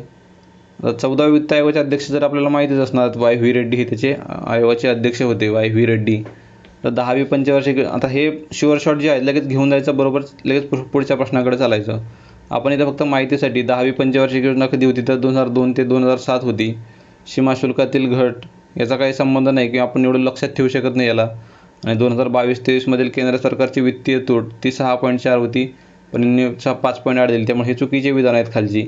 आपल्याला हे शुअर शॉट माहीत आहे. खालचे जरी माहीत नसेल तर 14व्या वित्त आयोगाचे अध्यक्ष कोण होते? YV रेड्डी होते. हे सर्वांनाच माहीत आहे. त्यामुळे 32चा मिळेल पर्याय क्रमांक 1 योग्य उत्तर. नंतर 33वा प्रश्न बघूयात. राष्ट्रीय लोकसंख्या धोरण 2000च्या उद्दिष्टात समाविष्ट आहे. जे काय 2000चं उद्दिष्ट होतं आपलं त्याच्यामध्ये समाविष्ट काय आहे? तर स्थूल प्रजनन दर घटविणे बरोबर आहे. म्हणजे जे काय आपला टोटल फर्टिलिटी रेट आहे तो कमी करायचा आहे आपल्याला. नंतर 2045पर्यंत लोकसंख्या स्थिर करणे हा खूप वेळा आयोगाकडून रिपीट झालेला आहे. राज्यसेवेच्या मुख्य परीक्षेमध्ये देखील बऱ्याचदा हा प्रश्न रिपीट झालेला आहे. तिथं सरळ सरळ विचारलं होतं, राष्ट्रीय लोकसंख्या धोरण 2000च्या अनुसार कोणत्या सालापर्यंत आपल्याला लोकसंख्या स्थिर करायची आहे. तर 2045 या सालापर्यंत लोकसंख्या स्थिर करायची आहे. स्त्री पुरुष समानता आणणे, नंतर हे काय असं त्यात लिहून दिलेलं नाही आहे बघा उद्दिष्टामध्ये, तुम्हाला वाचलं असेल तर. आणि 2045पर्यंत 100% नागरीकरण साध्य करणे, बिलकुल नाही, नागरीकरणाची गरजच नाही आपल्याला. तर ड विधान चुकीचं आहे, ड विधान चुकीचं ठरेल. अ आणि ब ही विधाने बरोबर आहेत, क आणि ड ही चुकीचे ठरतील. अ ब ही विधाने बरोबर आहेत म्हणजे पर्याय क्रमांक 1 इथं योग्य उत्तर ठरेल. आता इथं बघा तुमचं कन्फ्युजन क मध्ये होऊ शकतं की स्त्री पुरुष समानता आणणे हे चांगलं उद्दिष्ट आहे बाबा, पण अ ब क असा पर्याय दिसत नाही तुम्हाला इथं कुठं. पण ड विधान हे 100% शुअर शॉट आहे की 100% नागरीकरण साध्य करणे हे आपलं उद्दिष्ट नाहीच आहे. त्यामुळे ड ला इलिमिनेट केलं तर हे दोन पर्याय आपले इलिमिनेट होतात. तर आता फक्त अ ब किंवा अ क. तर मोस्ट म्हणजे जे करेक्ट ऑप्शन जर बघितला तर अ आणि ब हे विधाने बरोबर ठरतात. तर प्रश्न क्रमांक 33 आहे पर्याय क्रमांक 1 योग्य उत्तर. पुढील प्रश्न बघूयात. सार्वजनिक कर्जाच्या स्थिरतेसाठी सामान्यतः स्वीकृत निकष म्हणजे काय आपले जनरली ॲक्सेप्टेड क्रायटेरिया जे आहेत ते कोणते आहेत खालीलपैकी. विशिष्ट कालावधीत कर्ज शून्य असावे, बरोबर आहे. काय पॉझिटिव्ह वाटत आहे, घेऊन जायचं, बरोबर. त्यानंतर भविष्यातील कर्ज आणि GDP गुणोत्तर आजच्या कर्ज आणि GDP गुणोत्तराच्या विशिष्ट भागापर्यंत कमी केले पाहिजे, बरोबर वाटत आहे, घेऊन जा. भविष्यासाठी कर्ज आणि GDP गुणोत्तर आजच्या गुणोत्तरावर निश्चित केले जाऊ शकते, बरोबर आहे ना. आजची परिस्थिती बघूनच भविष्याचं ते आपण कर्ज आणि म्हणजे डेप्ट टू GDP रेशो निश्चित करू शकतो. त्यामुळे सर्व विधाने बरोबर आहेत. पर्याय क्रमांक 4 इथं योग्य उत्तर ठरेल. 35वा प्रश्न बघूयात. आता अन्नधान्याचे जे काय बफर स्टॉक असतात त्याचा म्हणजे उद्देश काय आहे, ते कशासाठी बफर केले जातात. तर किमतीतील चढउतार मर्यादित ठेवण्यासाठी केले जातात, बरोबर आहे. एकदाच मार्केटमध्ये जास्त एखादं अन्नधान्याचं प्रोडक्शन झालं किंवा उपलब्धता आली तर त्याचा काय तर तो भाव कमी होऊ शकतो त्याचा. तर त्या किमतीतील असे चढउतार कमी करण्यासाठी काय केलं जातं, बफर स्टॉक केला जातो. नंतर अन्नधान्य निर्यातीसाठी नाही, बियाणे पुरवठ्याचा काही संबंधच नाही आणि खुल्या बाजारात विकण्यासाठी हे देखील नाही. फक्त अ हे विधान बरोबर आहे. त्यामुळे पर्याय क्रमांक 1 योग्य उत्तर ठरेल. त्यानंतर 36वा प्रश्न बघूयात. कोणत्या शहरात 11वी एशियन संरक्षण मंत्र्याची बैठक प्लस पार पडली होती. जे काय Asian defence ministers meeting plus होती ती कुठं पार पडली होती, तर व्हिएतनाम येथे पार पडलेली होती. नंतर अजिंठा वेरूळ चित्रपट महोत्सवात पद्मपाणी जीवनगौरव पुरस्काराने खालीलपैकी कोणाला सन्मानित करण्यात आले आहे. तर पर्याय क्रमांक 3 सई परांजपे यांना ह्या पद्मपाणी जीवनगौरव पुरस्काराने सन्मानित करण्यात आलेलं आहे. नंतर 38वा प्रश्न बघूयात. 1985 मध्ये विद्यापीठाच्या स्थापनेपासून इंदिरा गांधी राष्ट्रीय मुक्त विद्यापीठाच्या पहिल्या महिला कुलगुरू म्हणून कोणाची नियुक्ती करण्यात आलेली आहे. करंटमधला प्रश्न आहे बघा, सर्वांनाच माहीत असेल. प्राध्यापक उमा कांजीलाल यांची पहिल्या महिला कुलगुरू म्हणून इग्नूची तिथं नियुक्ती झालेली आहे, उमा कांजीलाल. नंतर मुख्यमंत्री माझी लाडकी बहीण 39वा प्रश्न बघा. मुख्यमंत्री माझी लाडकी बहीण योजनेत लाभार्थीसाठी वार्षिक उत्पन्न मर्यादा किती निर्धारित केली आहे. तर 2.5 लाखापेक्षा कमी उत्पन्न असणं गरजेचं आहे. तर पर्याय क्रमांक 1 योग्य उत्तर ठरेल. मुख्यमंत्री माझी लाडकी बहीण योजनेसाठी 2.5 लाखापेक्षा कमी मर्यादा पाहिजे. त्यानंतर सर्वोच्च न्यायालयाने 12 सप्टेंबर 2025 मध्ये घर खरेदी करणाऱ्यांच्या हिताचे रक्षण करण्याच्या उद्देशाने महत्त्वपूर्ण निर्णय देताना आवासाच्या अधिकाराला संविधानाच्या कुठल्या अनुच्छेदानुसार मूलभूत अधिकार म्हणून घोषित केलेले आहे. तर कुठलाही अधिकार असेल असा तर तो अनुच्छेद 21 अंतर्गत लाईफ अँड पर्सनल लिबर्टीसाठी दिला जातो. तर 40चा आहे पर्याय क्रमांक 2 योग्य उत्तर. नंतर 41वा प्रश्न बघूयात. राष्ट्रीय ई-गव्हर्नन्स 2025 साठी महाराष्ट्रातील कुठल्या ग्रामपंचायतीला सुवर्ण पुरस्कार देण्यात आला. तर सुवर्ण पुरस्कार देण्यात आला होता ग्रामपंचायत रोहिणीला. पर्याय क्रमांक 1. 42वा प्रश्न बघूयात. निवडणूक प्रक्रिया सुलभ करण्यासाठी भारतीय निवडणूक आयोगाद्वारे खालीलपैकी कोणते एक एकीकृत डिजिटल प्लॅटफॉर्म आहे. ECI net. सध्या आपण बघत असाल तर ECI नेट हे त्याचं ॲप जे आहे म्हणजे एक डिजिटल प्लॅटफॉर्म हे आयोगानं उपलब्ध करून दिलेलं आहे. नंतर 43वा प्रश्न बघूयात. राष्ट्रीय प्रगतीतील महत्त्वपूर्ण योगदानासाठी 43व्या लोकमान्य टिळक राष्ट्रीय पुरस्काराने कोणाला सन्मानित करण्यात आले? तर श्री नितीन गडकरी यांना लोकमान्य टिळक राष्ट्रीय पुरस्काराने सन्मानित करण्यात आले. नंतर 44वा प्रश्न बघूयात. 2025च्या ड्युरँड कपमध्ये कोणता संघ उपविजेता ठरला? उपविजेता विचारलं त्यांनी, विजेता नाही विचारलं. तर डायमंड हार्बर फुटबॉल क्लब हा उपविजेता संघ ठरलेला आहे. नंतर आहे PM धनधान्य कृषी योजना. याबाबत खालीलपैकी योग्य कथन ओळखा. केंद्रीय मंत्रिमंडळाने 16 जुलै 2025 रोजी प्रधानमंत्री धनधान्य कृषी योजनेला मंजुरी दिली. बरोबर आहे. ही योजना 200 कृषी जिल्ह्यामध्ये विकासाला चालना देण्यासाठी डिझाईन केलेली आहे. ती 200 नसून ते 100 जिल्ह्यामध्ये कृषी विकासाला चालना देण्यासाठी विकसित केलेली आहे. त्यामुळे ब विधान चुकीचं ठरेल. योग्य विधान विचारले त्यांनी आपल्याला, म्हणजेच फक्त अ. तर 45चा मिळेल पर्याय क्रमांक 3. 46वा प्रश्न बघूयात. सामाजिक विकासासाठी दुसरी जागतिक शिखर परिषद 2025 ही 4 ते 6 नोव्हेंबर 2025 दरम्यान डॅश डॅश येथे झाली. दोहा कतार येथे ही परिषद पार पडली होती. नंतर 47वा प्रश्न बघूयात. खालीलपैकी कोणत्या क्रीडापटूंना 2025 मध्ये पद्मश्री पुरस्काराने सन्मानित करण्यात आले? तर पद्मश्री पुरस्काराने रवी अश्विन, हरविंदर सिंह आणि IM विजयन यांना सन्मानित करण्यात आलं. श्रीजेशचा त्याच्यामध्ये समावेश नव्हता.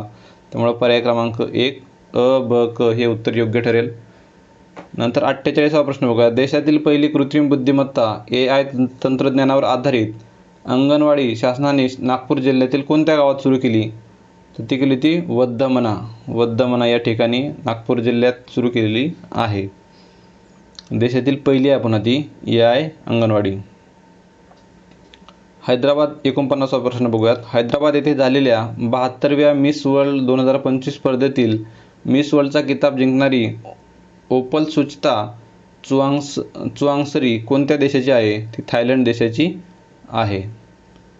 नंतर 50वा प्रश्न बघूयात. खालीलपैकी योग्य कथन ओळखा. निसार म्हणजे NASA ISRO synthetic aperture radar mission हा इस्रो आणि नासा यांचा संयुक्त प्रकल्प आहे. बरोबर आहे. निसार मिशनचे प्राथमिक उद्दिष्ट हे भूमी आणि बर्फाचे विकृतीकरण, भूमिपरिसंस्था, महासागरीय प्रदेशांचे अध्ययन करणे हे आहे. सगळं पॉझिटिव्ह वाटत घेऊन जायचं आहे. तर दोन्ही पर्याय योग्य ठरतील. अ व ब दोन्हीही योग्य आहेत. आता 51वा प्रश्न बघूयात. लहान शहराच्या प्रशासनासाठी नगर क्षेत्र समिती स्थापन केली जाते. ती डॅश डॅश असू शकते. आता जी काय आपली 73वी आणि 74वी घटनादुरुस्ती आहे, या अंतर्गत आपण जे काय स्थानिक प्रशासन आहे किंवा स्थानिक जे शासन आहे, तर त्यासाठी आपण या तरतुदी केल्या होत्या 73वी आणि 74वी घटनादुरुस्ती अंतर्गत. तर 74वी घटनादुरुस्ती ही शहरी भागासाठी होती. तर त्याच अंतर्गत लहान शहरात जे आहेत त्यांच्या प्रशासनासाठी नगर क्षेत्र समिती स्थापन केली जात होती. तर ती कशी असू शकते असा प्रश्न त्यांनी विचारलेला आहे. तर ती एक तर पूर्णतः निवडलेली असू शकते, म्हणजे त्यातील जे काही सदस्य आहेत हे पूर्णपणे निवडलेले असतील, किंवा राज्य सरकारद्वारे पूर्णपणे नामनिर्देशित असू शकतात, म्हणजे विदाऊट इलेक्शन तिथं डायरेक्टली नॉमिनेटेड केले जातात. तर राज्य सरकारद्वारे ते पूर्णतः नामनिर्देशित देखील असू शकतात, किंवा ते अंशतः निवडलेली आणि अंशतः नामनिर्देशित देखील असू शकतात. त्यामुळे क विधान देखील बरोबर आहे. तर अ, ब, क हे तिन्ही पद्धतीनं त्या नगर क्षेत्र समितीचे सदस्य हे निवडले जाऊ शकतात. त्यामुळे तीनही विधाने बरोबर आहेत. तर त्यानुसार पर्याय क्रमांक 4 इथे योग्य उत्तर मिळेल. नंतर 52वा प्रश्न बघूयात. सार्वजनिक निवडणुकीनंतरच्या पहिल्या ग्रामसभेचा अध्यक्ष, जी काही निवडणूक होते ग्रामपंचायतची आणि त्याची जी काही पहिली ग्रामसभा ठरते, तर त्या पहिल्या ग्रामसभेचा तत्वतःच वित्तीय वर्षातील पहिल्या ग्रामसभेचा अध्यक्ष डॅश डॅश हाच असतो. तर इथं आमदार खासदारांचा काही संबंध नाही. इथं एक तर सरपंच किंवा उपसरपंच, पण सरपंच जर अवेलेबल असेल तर काय उपसरपंचाची आवश्यकता नाही. त्यामुळे सरपंच हेच विधान इथं योग्य आहे. तर पहिल्या ग्रामसभेचा अध्यक्ष कोण असतो? तर तो सरपंच हा पहिल्या ग्रामसभेचा अध्यक्ष असतो. त्यानंतर पुढील प्रश्न बघूयात. राज्यपालाकडे भारतीय राज्यघटनेतील अनुच्छेद डॅश डॅश नुसार राज्याची कार्यकारी सत्ता सोपविण्यात आली. आता राज्यपालाचे जर कलमे बघितले सुरुवातीपासून आपण कलम 152 मध्ये सांगितलेल्या आहेत व्याख्या, त्यानंतर 153 पासून खऱ्या अर्थानं राज्यपालाची कलमे सुरू होतात. तर राज्यपालाची व्याख्या म्हणजे प्रत्येक राज्यासाठी एक राज्यपाल असेल अशी तरतूद आहे 153 मध्ये. त्यानंतर 154 मध्ये जर बघितलं आपण तर राज्याची जी काही कार्यकारी सत्ता आहे ही राज्यपालांकडे सोपवलेली आहे. त्यानुसार कलम 154 इथं योग्य उत्तर ठरेल. त्यानंतर 155 जर बघितलं तर इथं राज्यपालाची नियुक्तीची तरतूद केलेली आहे. तर 154 इथं संबंधित प्रश्नाचा पर्याय क्रमांक योग्य उत्तर असणार आहे, कारण राज्याची जी काही कार्यकारी सत्ता आहे ही राज्यपालाकडे सोपवलेली आहे कलम 154 अंतर्गत. त्यानंतर 54वा प्रश्न बघूयात. खालीलपैकी कोणती जोडी बरोबर जुळत नाही? नाहीकडे लक्ष ठेवा मित्रांनो, बऱ्याचदा सोपे प्रश्न अशाच सिली मिस्टेकमुळे आपले चुकतात, त्यामुळं नाहीकडे लक्ष ठेवा. नाही विचारले त्यांनी. समानतेचा अधिकार 14 ते 18 मध्ये आहे, बरोबर आहे. नंतर शोषणाविरुद्धचा अधिकार हा 23 ते 24 कलम 23 आणि कलम 24 यामध्ये दिलेला आहे शोषणाविरुद्धचा अधिकार, पण इथे देताना त्यांनी 20 ते 22 दिले, त्यामुळे हे विधान चुकीचं ठरेल. नंतर जे काय धार्मिक स्वातंत्र्याचा अधिकार अनुच्छेद 25 ते 28 याच्यामध्ये आपला जो काय धर्म आहे तो कोणत्या धर्माचं आपण अनुपालन करायचं किंवा काय करायचं ते सर्व कलम 25 ते कलम 28 पर्यंत सांगितलेलं आहे. आणि शेवटचे आपले 29 ते 30 फंडामेंटल राईटमधले बघितले आपण तर ते सांस्कृतिक आणि शैक्षणिक आपले अधिकार आहेत, त्यामुळे हे देखील बरोबर आहे. तर त्यांनी बरोबर नाही विचारले, त्यामुळे शोषणाविरुद्धचा अधिकार हा 23 ते 24 या दोनच कलमात आहे, त्यामुळे दोन विधान चुकीचं आहेत. त्यामुळे पर्याय क्रमांक 2 इथे योग्य उत्तर ठरेल, कारण त्यांनी बरोबर जुळत नाही विचारलंय. तर 54चा आहे पर्याय क्रमांक 2 योग्य उत्तर. नंतर 55वा प्रश्न बघूयात. पोलीस पाटलाची नेमणूक करण्याचे अधिकार कोणास आहेत? पोलीस पाटलाची नेमणूक करण्याचे अधिकार कोणास आहेत? तर ते जिल्हाधिकारी यांना पोलीस पाटील नियुक्त करण्याचे अधिकार आहेत. नंतर 56वा प्रश्न बघूयात. खालीलपैकी कोणत्या उच्च न्यायालयात सर्वाधिक खंडपीठे आहेत? जी काही खंडपीठे आहेत सर्वाधिक कोणत्या न्यायालयात आहेत? तर ते आपला जे काय हे आहे बॉम्बे उच्च न्यायालय, तर याच्या अंतर्गत 4 खंडपीठे आहेत. नुकतंच एक खंडपीठ कोल्हापूर येथे देखील सुरू झालेलं आहे, त्यामुळे हे न्यूजमध्ये देखील होतं. तर तसं बघितलं तर मुंबई येथे, नागपूर, छत्रपती संभाजीनगर आणि आता कोल्हापूर येथे देखील आपलं खंडपीठ उच्च न्यायालयाचं खंडपीठ आहे. तर पर्याय क्रमांक 1 त्याचं योग्य उत्तर ठरेल बॉम्बे उच्च न्यायालय. अलाहाबाद उच्च न्यायालयाचे एकच आहे. मध्य प्रदेश उच्च न्यायालयाचे 2 खंडपीठे आहेत. राजस्थानचं देखील एकच खंडपीठ आहे, पण बॉम्बे उच्च न्यायालयाचे जर बघितले आपण तर 4 खंडपीठे आहेत. त्यानंतर पुढील प्रश्न बघूयात. कोणत्या परिशिष्टामध्ये भारताच्या अधिकृत भाषांची यादी दिलेली आहे? सोप्या कॅटेगरीतला प्रश्न आहे बघा. 8वं परिशिष्ट जे आहे आपलं, तर 8व्या शेड्यूलमध्ये या भाषांची यादी दिलेली आहे. खूप वेळा रिपीट झालेला प्रश्न आहे आयोगाकडून हा. तर प्रश्न क्रमांक 57 मिळेल पर्याय क्रमांक 3 इथं योग्य उत्तर. बाकीच्या 12 अनुसूच्या आहेत त्या देखील आपण पाठच करून ठेवल्या पाहिजेत. नंतर 58वा प्रश्न बघूयात. केंद्र सरकारने 44व्या घटनादुरुस्तीद्वारे संविधानाच्या 3ऱ्या भागातून म्हणजेच मूलभूत हक्काच्या यादीतून वगळलं, तर काय वगळलं होतं 44व्या घटनादुरुस्ती अंतर्गत? तर जो काय प्रॉपर्टीचा आपला राईट आहे तो वगळला होता, संपत्तीचा हक्क. त्यामुळे पर्याय क्रमांक 3 इथं योग्य उत्तर ठरेल. तसं समतेचा हक्क अजूनही आपल्या फंडामेंटल राईट्समध्ये आहे, त्यामुळे वगळण्याचा काही संबंधच नाही. 14 ते 18 आपण मागच्याच प्रश्नामध्ये बघितलं आपण, समतेचा हक्क 14 ते 18 मध्ये दिलेला. त्यानंतर स्वातंत्र्याचा हक्क 19 ते 22 मध्ये. नंतर धार्मिक स्वातंत्र्याचा हक्क आहे 25 ते 28 मध्ये.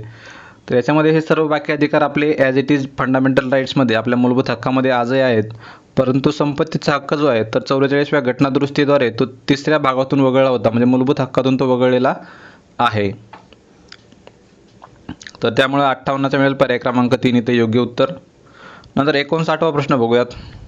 केंद्र व राज्यांच्या समवर्ती सूचीला संधी प्रकाश क्षेत्र म्हणजे ट्विलाइट झोन असे कोण संबोधतात? तर हा थोडासा आउट ऑफ द बॉक्स प्रश्न म्हणता येईल. तर याचं योग्य उत्तर आहे पायली. इन केस हा रिपीट झाला तर माहीत असावा तुम्हाला. तर संधी प्रकाश क्षेत्र म्हणजे ट्विलाइट झोन असं कोण म्हणतंय? केंद्र आणि राज्याच्या समवर्ती सूचीला जी काही समवर्ती सूची आहे, आता तसं 3 सूची असतात बघा, केंद्र सूची, राज्य सूची आणि समवर्ती सूची. जे विषय केंद्र सूचीमध्ये येतात त्याच्यावर अधिकार म्हणजे जे काही कायदे करण्याचा अधिकार असेल किंवा त्याच्यावर ते एक्झिक्यूट करण्याचा अधिकार असेल तर ते केंद्रांना असतात. जे राज्य सूचीमध्ये दिलेले विषय आहेत त्याच्यावर अधिकार पूर्णतः राज्याचा असतो. पण असे काही कार्यक्षेत्र आहेत किंवा असे काही काम आहेत की ते समवर्ती सूचीमध्ये आहेत. त्याच्यामध्ये केंद्रही काम करू शकतं आणि राज्यही काम करू शकतं. तर त्याला समवर्ती सूचीमधले विषय म्हणतात. तर याच समवर्ती सूचीतील विषयाला संधी प्रकाश क्षेत्र किंवा ट्विलाइट झोन असे कोण संबोधतात? तर ते पायली यांनी त्याला संबोधलेलं आहे, ट्विलाइट झोन. पुढील प्रश्नाकडे जाऊयात. 60वा प्रश्न बघूयात. अयोग्य, खालीलपैकी अयोग्य कथन ओळखा. अयोग्य विचारले, अयोग्यला लगेच गोल करून ठेवायचे. HVR अय्यंगार हे संविधान सभेचे मुख्य आरेखक होते. हे आरेखक होते का? आरेखक म्हणजे कोण? Chief draughtsman. तर आरेखक नव्हते. ह्याच्यामध्ये SN मुखर्जी जे आहेत हे चीफ ड्राफ्ट्समॅन किंवा संविधान सभेचे मुख्य आरेखक म्हणून त्यांनी काम केलेलं आहे. त्यामुळं अविधान चुकीचं ठरेल. SN मुखर्जी हे संविधान सभेचे सचिव होते. तर हे उलटं झालं बघा इथं. HVR अय्यंगार जे आहेत हे संविधान सभेचे सचिव होते आणि SN मुखर्जी जे आहेत तर हे मुख्य आरेखक होते. त्यामुळे आणि ब हे उलट झालेले विधान आहेत. HVR अय्यंगार हे होते संविधान सभेचे मुख्य सचिव आणि SN मुखर्जी होते तर चीफ ड्राफ्ट्समॅन होते संविधान सभेचे. आणि प्रेम बिहारी नारायण रायजादा हे भारतीय संविधानाचे सुलेखनकार आहेत की त्यांनी त्यांच्या हस्ताक्षरामध्ये ते लिहिलेलं आहे. त्यामुळे क विधान बरोबर आहे. आपल्याला त्यांनी अयोग्य विचारली विधानं. अयोग्य कोणती आहेत? आणि ब ही विधाने अयोग्य आहेत. म्हणजेच पर्याय क्रमांक 1 इथं आपल्याला योग्य उत्तर मिळेल. तर 60चा आहे पर्याय क्रमांक 1 योग्य उत्तर. 61वा प्रश्न बघूयात. खालीलपैकी योग्य कथन ओळखा. राज्य विधिमंडळाबाबत त्यांनी काही विधानं दिली आहेत आणि त्यातील योग्य विधाने ओळखायचे आहेत. पहिलं विधान काय सांगतंय? सामान्य विधेयक हे मंत्र्याद्वारे किंवा खाजगी सदस्याद्वारे मांडले जाऊ शकते. बरोबर आहे. सामान्य विधेयक कोणी मांडू शकतो? खाजगी सदस्य मांडू शकतो किंवा मंत्री देखील मांडू शकतो. त्यामुळं विधान 1 जे आहे तर ते बरोबर आहे. त्यानंतर दुसरं विधान जर बघितलं, धन विधेयक हे मंत्र्याद्वारे किंवा खाजगी सदस्याद्वारे मांडले जाऊ शकते. तर हे चुकीचं आहे बघा. धन विधेयक हे फक्त मंत्र्याद्वारेच मांडले जाऊ शकते. खाजगी सदस्य त्याला मांडू शकत नाही. त्यामुळं ब विधान चुकीचं ठरेल. त्यांनी आपल्याला योग्य विधान विचारले त्यामुळे फक्त हे विधान योग्य ठरेल. पुढील प्रश्नाकडे जाऊयात. 62वा प्रश्न बघूयात. बलवंतराय मेहता समितीच्या योग्य शिफारशी ओळखा. बलवंतराय मेहता जी समिती आहे त्याच्या शिफारशी ओळखायला विचारले त्यांनी. ग्रामपंचायत प्रत्यक्ष निवडून आलेल्या प्रतिनिधींसह स्थापन करावी. पंचायत समिती आणि जिल्हा परिषद प्रत्यक्ष निवडून आलेल्या प्रतिनिधींसह स्थापन करावी. तर हे चुकीचं आहे बघा. बलवंतराय मेहता समितीने तिथं अप्रत्यक्षरित्या सांगितलं होतं, अप्रत्यक्षरित्या निवडून आलेल्या प्रतिनिधीसह स्थापन करावी. त्यामुळे ब विधान चुकीचं ठरेल. त्यानंतर जिल्हाधिकारी जिल्हा परिषदेचे अध्यक्ष असावेत. जिल्हाधिकारी जिल्हा परिषदेचे अध्यक्ष असावेत. तर हे विधान देखील बरोबर आहे. योग्य शिफारस होती बलवंतराय मेहता समितीची. आणि ग्रामपंचायती प्रत्यक्ष निवडून आलेल्या प्रतिनिधीसह स्थापन करावे अशी देखील तरतूद या बलवंतराय मेहता समितीने केलेली होती. त्यामुळे आणि क हे विधाने बरोबर ठरतील. परंतु ब विधान जे आहे तर इथं प्रत्यक्ष निवडून आलेल्या प्रतिनिधीसह नसून तिथं अप्रत्यक्ष निवडून आलेल्या प्रतिनिधींसह स्थापन करावे अशी तरतूद या बलवंतराय मेहता समितीने केलेली होती. त्यामुळं ब विधान सोडलं तर आणि क ही विधाने योग्य आहेत. त्यामुळे पर्याय क्रमांक आपल्याला मिळेल 3 इथं योग्य उत्तर. 63वा प्रश्न बघूयात. खालीलपैकी कोणत्या सूचींमध्ये प्रतिबंधात्मक स्थानबद्धतेची तरतूद करण्यात आलेली आहे? आता हे प्रतिबंधात्मक स्थानबद्धता म्हणजे कोणती? तर प्रिव्हेंटिव्ह डिटेन्शन. एखादा कोणताही गुन्हा व्हायच्या अगोदर आपण जे काही काळजी म्हणून एखाद्याला अटक करतो तर त्याला प्रिव्हेंटिव्ह डिटेन्शन म्हणतात. त्यामुळं 63वा प्रश्न जर बघितला आपण तर प्रतिबंधात्मक स्थानबद्धतेची तरतूद कशामध्ये केलेली आहे? ते केंद्र सूची आणि समवर्ती सूचीमध्ये ही तरतूद केलेली आहे. तर 63 मिळेल आपल्याला पर्याय क्रमांक 3 इथे योग्य उत्तर. तर 64वा प्रश्न बघूयात. लक्षद्वीप कोणत्या उच्च न्यायालयाच्या कार्यक्षेत्रात येते? आपण जर भारताचा नकाशा बघितला तर लक्षद्वीप या ठिकाणी आपल्याला दिसून येईल. हे भारताचं शेवटचं टोक आहे. इकडचं केरळ आणि तमिळनाडू. तर लक्षद्वीप जे बेट आहेत हे केरळ राज्याला लागूनच असल्यामुळं केरळ उच्च न्यायालयाच्या कार्यक्षेत्रातच या लक्षद्वीप बेटाचा देखील समावेश होतो. यासोबतच तुम्हाला अंदमान निकोबार बेटे हे कोणत्या उच्च न्यायालयाच्या कार्यक्षेत्रात येतात असं विचारलं जाऊ शकतं. तर ते कलकत्ता उच्च न्यायालयाच्या कार्यक्षेत्रात येतात. तर हे देखील तुम्ही नोट करून ठेवा. तर 64 आहे पर्याय क्रमांक 4 केरळ उच्च न्यायालयाच्या अंतर्गत हे लक्षद्वीप बेटाचा समावेश होतो. तर 65वा प्रश्न बघूयात. खालीलपैकी कोणते विधान सत्य नाही? सत्य नाही विचारले त्यांनी, तर नाहीवर लगेच फोकस करून ठेवा, हायलाईट करून ठेवा, त्याला गोल करून ठेवा. भारतीय राज्यघटनेच्या अंमलबजावणीची तारीख 26 नोव्हेंबर 1949 आहे. तर हे 49 आहे का? तर 26 जानेवारी 1950 आहे ती. त्यामुळे सत्य नाही, तर हेच असत्य आहे. नंतर 42वी घटनादुरुस्तीने धर्मनिरपेक्ष शब्द जोडला गेला होता. बरोबर आहे. 42वी घटनादुरुस्ती जेव्हा झाली त्यामध्ये सामाजिक, धर्मनिरपेक्ष आणि अखंडता म्हणजे सोशल, सेक्युलर आणि इंटिग्रिटी हे शब्द समावेश केला होता. त्यामुळं 2 विधान बरोबर आहे. 42वी घटनादुरुस्ती 1976 साली झालेली, बरोबरच आहे ही. त्यानंतर सामाजिक, आर्थिक आणि राजकीय न्याय या संकल्पना भारतीय राज्यघटनेत सोव्हिएत रशियाच्या घटनेतून घेतल्यात आलेल्या आहेत. हे देखील बरोबर आहे. त्यामुळे काय, तर पर्याय क्रमांक फक्त 1 जो आहे तर तो चुकीचा आहे. बाकी सर्व विधाने बरोबर आहेत. तर आपल्याला त्यांनी बरोबर नाही विचारले किंवा सत्य नाही विचारले, त्यामुळं फक्त विधान जे आहे 1 ते हे असत्य आहे. तिथं 26 नोव्हेंबर 1949 ऐवजी 26 जानेवारी 1950 हे बरोबर राहील. तर 65 मिळेल पर्याय क्रमांक 1 योग्य उत्तर. नंतर 66वा प्रश्न बघूयात. खालीलपैकी कोणता पर्याय जलविद्युत केंद्राचा संभावित दुष्परिणाम नाही? जलविद्युत केंद्राचा संभावित दुष्परिणाम नाही विचारले त्यांनी. विद्युत केंद्र आहेत, जमिनीची धूप होऊ शकते त्यानं. नंतर नैसर्गिक प्रवाह बाधित होतो. बरोबर आहे. एखादं धरण जर बांधलं आपण जलविद्युत केंद्रासाठी, तर त्यामुळे काय होतं, नैसर्गिक प्रवाह जो असतो नदीचा तर तो बाधित होतो आणि त्याचा प्रवाह बदलतो. त्यानंतर पाण्यातील जलचरांच्या नैसर्गिक जीवनामध्ये बाधा येणे. बरोबर आहे. जेव्हा एखाद्या नदीचा प्रवाह असा रेग्युलर प्रवाह असतो त्याच्यामध्ये काय होतं, आपण एखादा बांध किंवा एखादं धरण बांधतो आपण, तर यामुळे काय होतं, या नैसर्गिक जे काही जलचर आहे त्याच्यामध्ये नदीमधले यांचं जीवन बाधित होतं. त्यामुळे हे बरोबर आहे. आणि वायू प्रदूषणाचा काही संबंध येत नाही जल विद्युत केंद्रामध्ये, त्यामुळे 1 हे विधान इथं काय दुष्परिणाम नसणार आहे. बाकी सर्व हे दुष्परिणाम त्याचे आहेत. कॉमन सेन्सनं सुटणारा प्रश्न आहे मित्रांनो हा. तर 66 मिळेल पर्याय क्रमांक 1 योग्य उत्तर. नंतर 67वा प्रश्न बघूयात.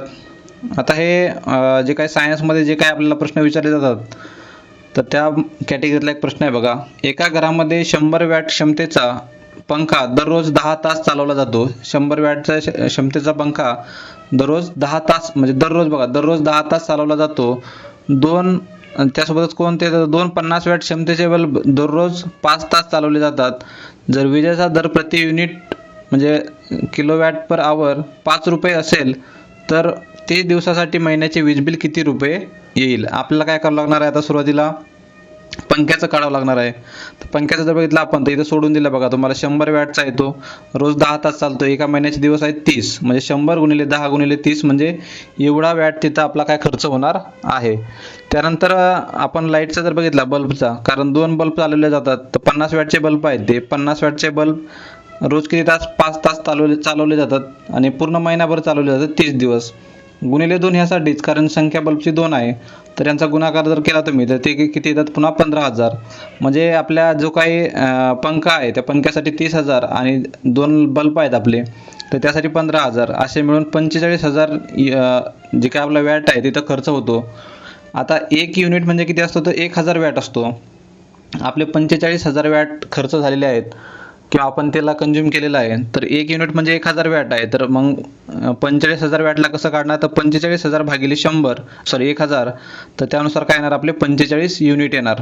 तर 45 युनिट आले म्हणजे एका महिन्यात काय, तर लाईट्स आणि पंख्याचे मिळून किती जळाले युनिट, तर 45 युनिट जळाले. आणि एका युनिटचा दर किती सांगितला त्यांनी, तर 5 रुपये सांगितला आहे. तर 45 गुणिले 5 बरोबर 225 रुपये त्या महिन्याला लाईट बिल येणार आहे. त्यामुळे पर्याय क्रमांक 2 इथं योग्य उत्तर ठरेल. तर समजलं नाही तर थोडंसं रिव्हर्स करून पुन्हा एकदा बघा. नंतर 68वा प्रश्न बघूयात.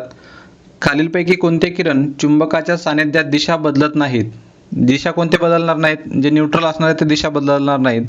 अल्फा किरण बदलतात, बीटा देखील बदलतात आणि कॅथोडिक देखील याच्यावर चार्ज असल्यामुळे बदलतात. पण गॅमा किरण हे न्यूट्रल असल्यामुळे काय ते आपली दिशा बदलत नाहीत. त्यामुळे गॅमा किरण हे त्याचं योग्य उत्तर ठरेल. नंतर 69वा प्रश्न बघूयात. हा रिपीट झालेला प्रश्न आहे बघा. पितळ किंवा त्यालाच ब्रास म्हणतात. तर पितळ हा डॅश डॅश मिश्र धातू आहे. तो तांबे आणि जस्त म्हणजे कॉपर आणि झिंक पासून बनलेला आहे ब्रास किंवा पितळ. त्यामुळे पर्याय क्रमांक 4 योग्य उत्तर ठरेल. हा आयोगानं ऑलरेडी प्रश्न विचारून झालेला आहे. त्यासोबतच हा देखील प्रश्न आयोगाने विचारला होता की जे काही ब्रॉन्झ आहे तर ते ब्रॉन्झ कशापासून बनतं, तर तांबे आणि कथील किंवा कॉपर आणि टिन जे आहे तर कॉपर आणि टिन किंवा तांबे आणि कथील याच्यापासून हे ब्रॉन्झ बनवलं जातं. तर पितळ जर बघितलं संबंधित प्रश्नामध्ये तांबे आणि जस्तापासून पितळ बनवलं जातं. त्यामुळे 69चा मिळेल पर्याय क्रमांक 4 योग्य उत्तर. नंतर 70वा प्रश्न बघूयात. मॅलाकाइट हे डॅश डॅश धातूचे मूळ आहे किंवा ओर आहे ते. तर मॅलाकाइट कोणाचं आहे, तांबे या धातूचं ते काय ओर आहे किंवा मूळ आहे. मॅलाकाइट तांबे.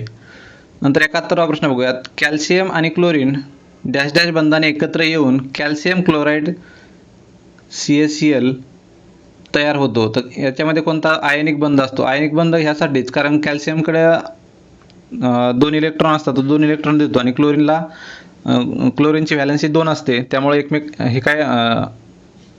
एकमेकासोबत शेअरिंग होतं इलेक्ट्रॉन 2 इलेक्ट्रॉनची.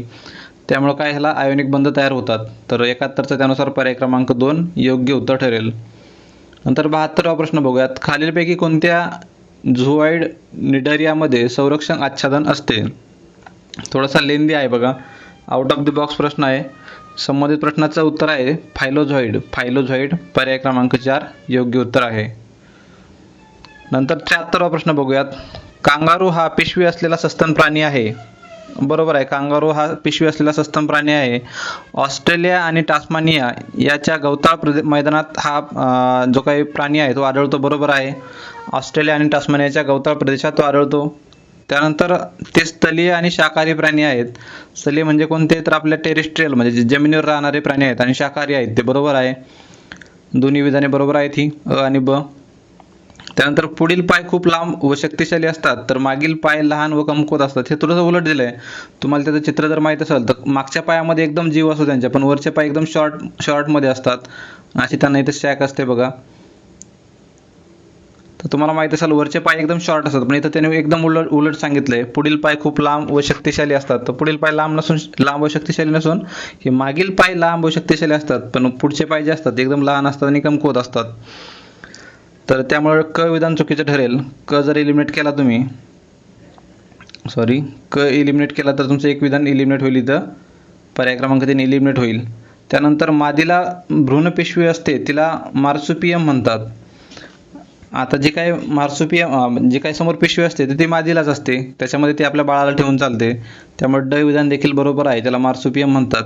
ते अ ब ड ही विधाने बरोबर आहेत, म्हणजेच पर्याय क्रमांक 4 योग्य उत्तर मिळेल. तर 73चं मिळेल पर्याय क्रमांक 4 योग्य उत्तर. पुढील प्रश्न बघूयात. 74वा प्रश्न बघूयात. आता 73वा बघितला आपण, 74वा प्रश्न बघूयात. घातक सबटर्शियन मलेरिया डॅश डॅश होतो, म्हणजे कशामुळे होतो तो प्लाझ्मोडियम फाल्सिपेरम याच्यामुळे तो घातक सबटर्शियन मलेरिया. तर पर्याय क्रमांक 2 त्याचं योग्य उत्तर आहे. 75वा प्रश्न बघूयात. शेंगवर्गीय पिके हवेतील नत्राचा उपयोग खालीलपैकी कोणत्या सूक्ष्म जीवाणूच्या मदतीने करू शकतात. जे काही हे आहे आपला नायट्रोजन आहे हवेतला, तर त्याचा उपयोग कसा करतात त्या शेंगवर्गीय पिके. रायझोबियमच्या मदतीने त्याचा ते काय वापर करून घेत असतात. त्यामुळे पर्याय क्रमांक 1 फक्त इथे योग्य ठरेल.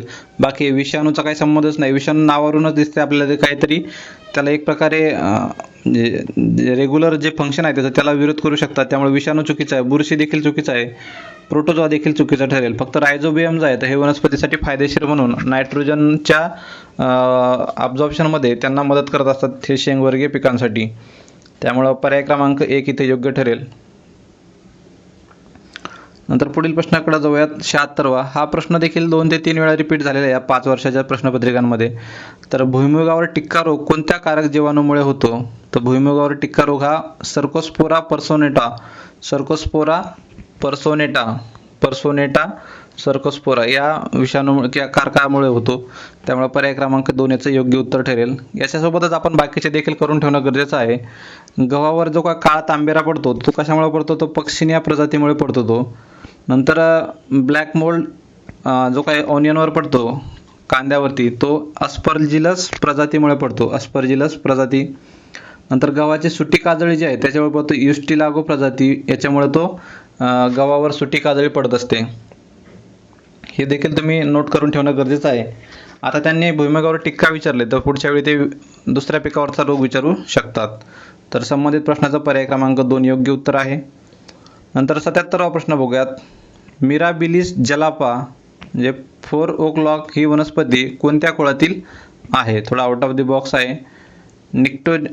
निक्टाजिनेसी या कुळातील ती वनस्पती आहे. तर पर्याय क्रमांक 4 योग्य उत्तर ठरेल. 78वा प्रश्न बघूयात. आता मित्रांनो इथं काय असे प्रश्न सायन्समध्ये दिसतील तुम्हाला की जे तुम्ही अभ्यास करून सोडवल आणि ते बरोबर येईल याची खूप कमी शाश्वती असते. तर असे 3 ते 4 प्रश्न असेल तर त्याच्या मागे धावू नका तुम्ही. दरवर्षी हे प्रश्न येतात, पण जे येण्यासारखे प्रश्न आहेत ते चुकले नाही पाहिजेत आपले. तर जे बेसिक सायन्सवरती प्रश्न येतात ते बरोबर यायला पाहिजेत. 78वा प्रश्न बघूयात. खालीलपैकी रक्त गोठण्यास प्रतिबंध करणारे नैसर्गिक औषध कोणते? रक्त गोठण्यास प्रतिबंध करते म्हणजे नॅचरल ब्लड अँटीकोॲग्युलंट म्हणजे रक्त गोठण्यास प्रतिबंध, रक्त गोठू देत नाही ते कोणतं आहे? हिप्पॅरिन आहे ते. आणि यासोबतच व्हिटॅमिन के गोठण्यासाठी मदत कोण करतं? तर प्रोथ्रॉम्बिन आणि व्हिटॅमिन के म्हणजे आपल्याला जखम जर झाली रक्तस्राव होत असेल तर ते रक्तस्राव थांबण्यासाठी प्रोथ्रॉम्बिन आणि व्हिटॅमिन के ही मदत करत असतात.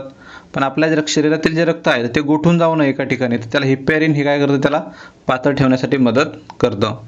त्यामुळे 78चा आहे पर्याय क्रमांक 1 योग्य उत्तर. नंतर 79वा प्रश्न बघूयात.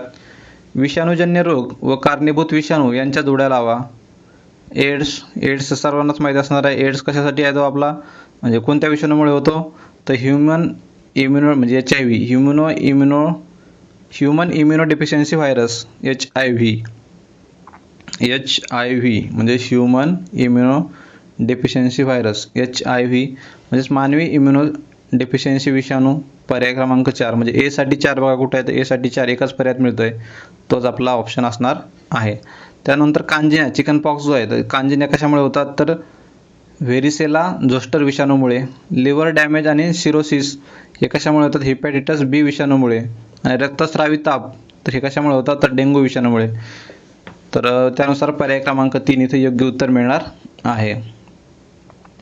नंतर 80वा प्रश्न बघूयात. मानवी रक्तामध्ये प्लाझ्मा किती टक्के असतो? जो काय प्लाझ्मा आहे तो 55%. कोणते नोट्स किंवा कोणते बुक वाचलं तुम्ही तर त्याच्यामध्ये हे तुम्हाला दिसून येईल.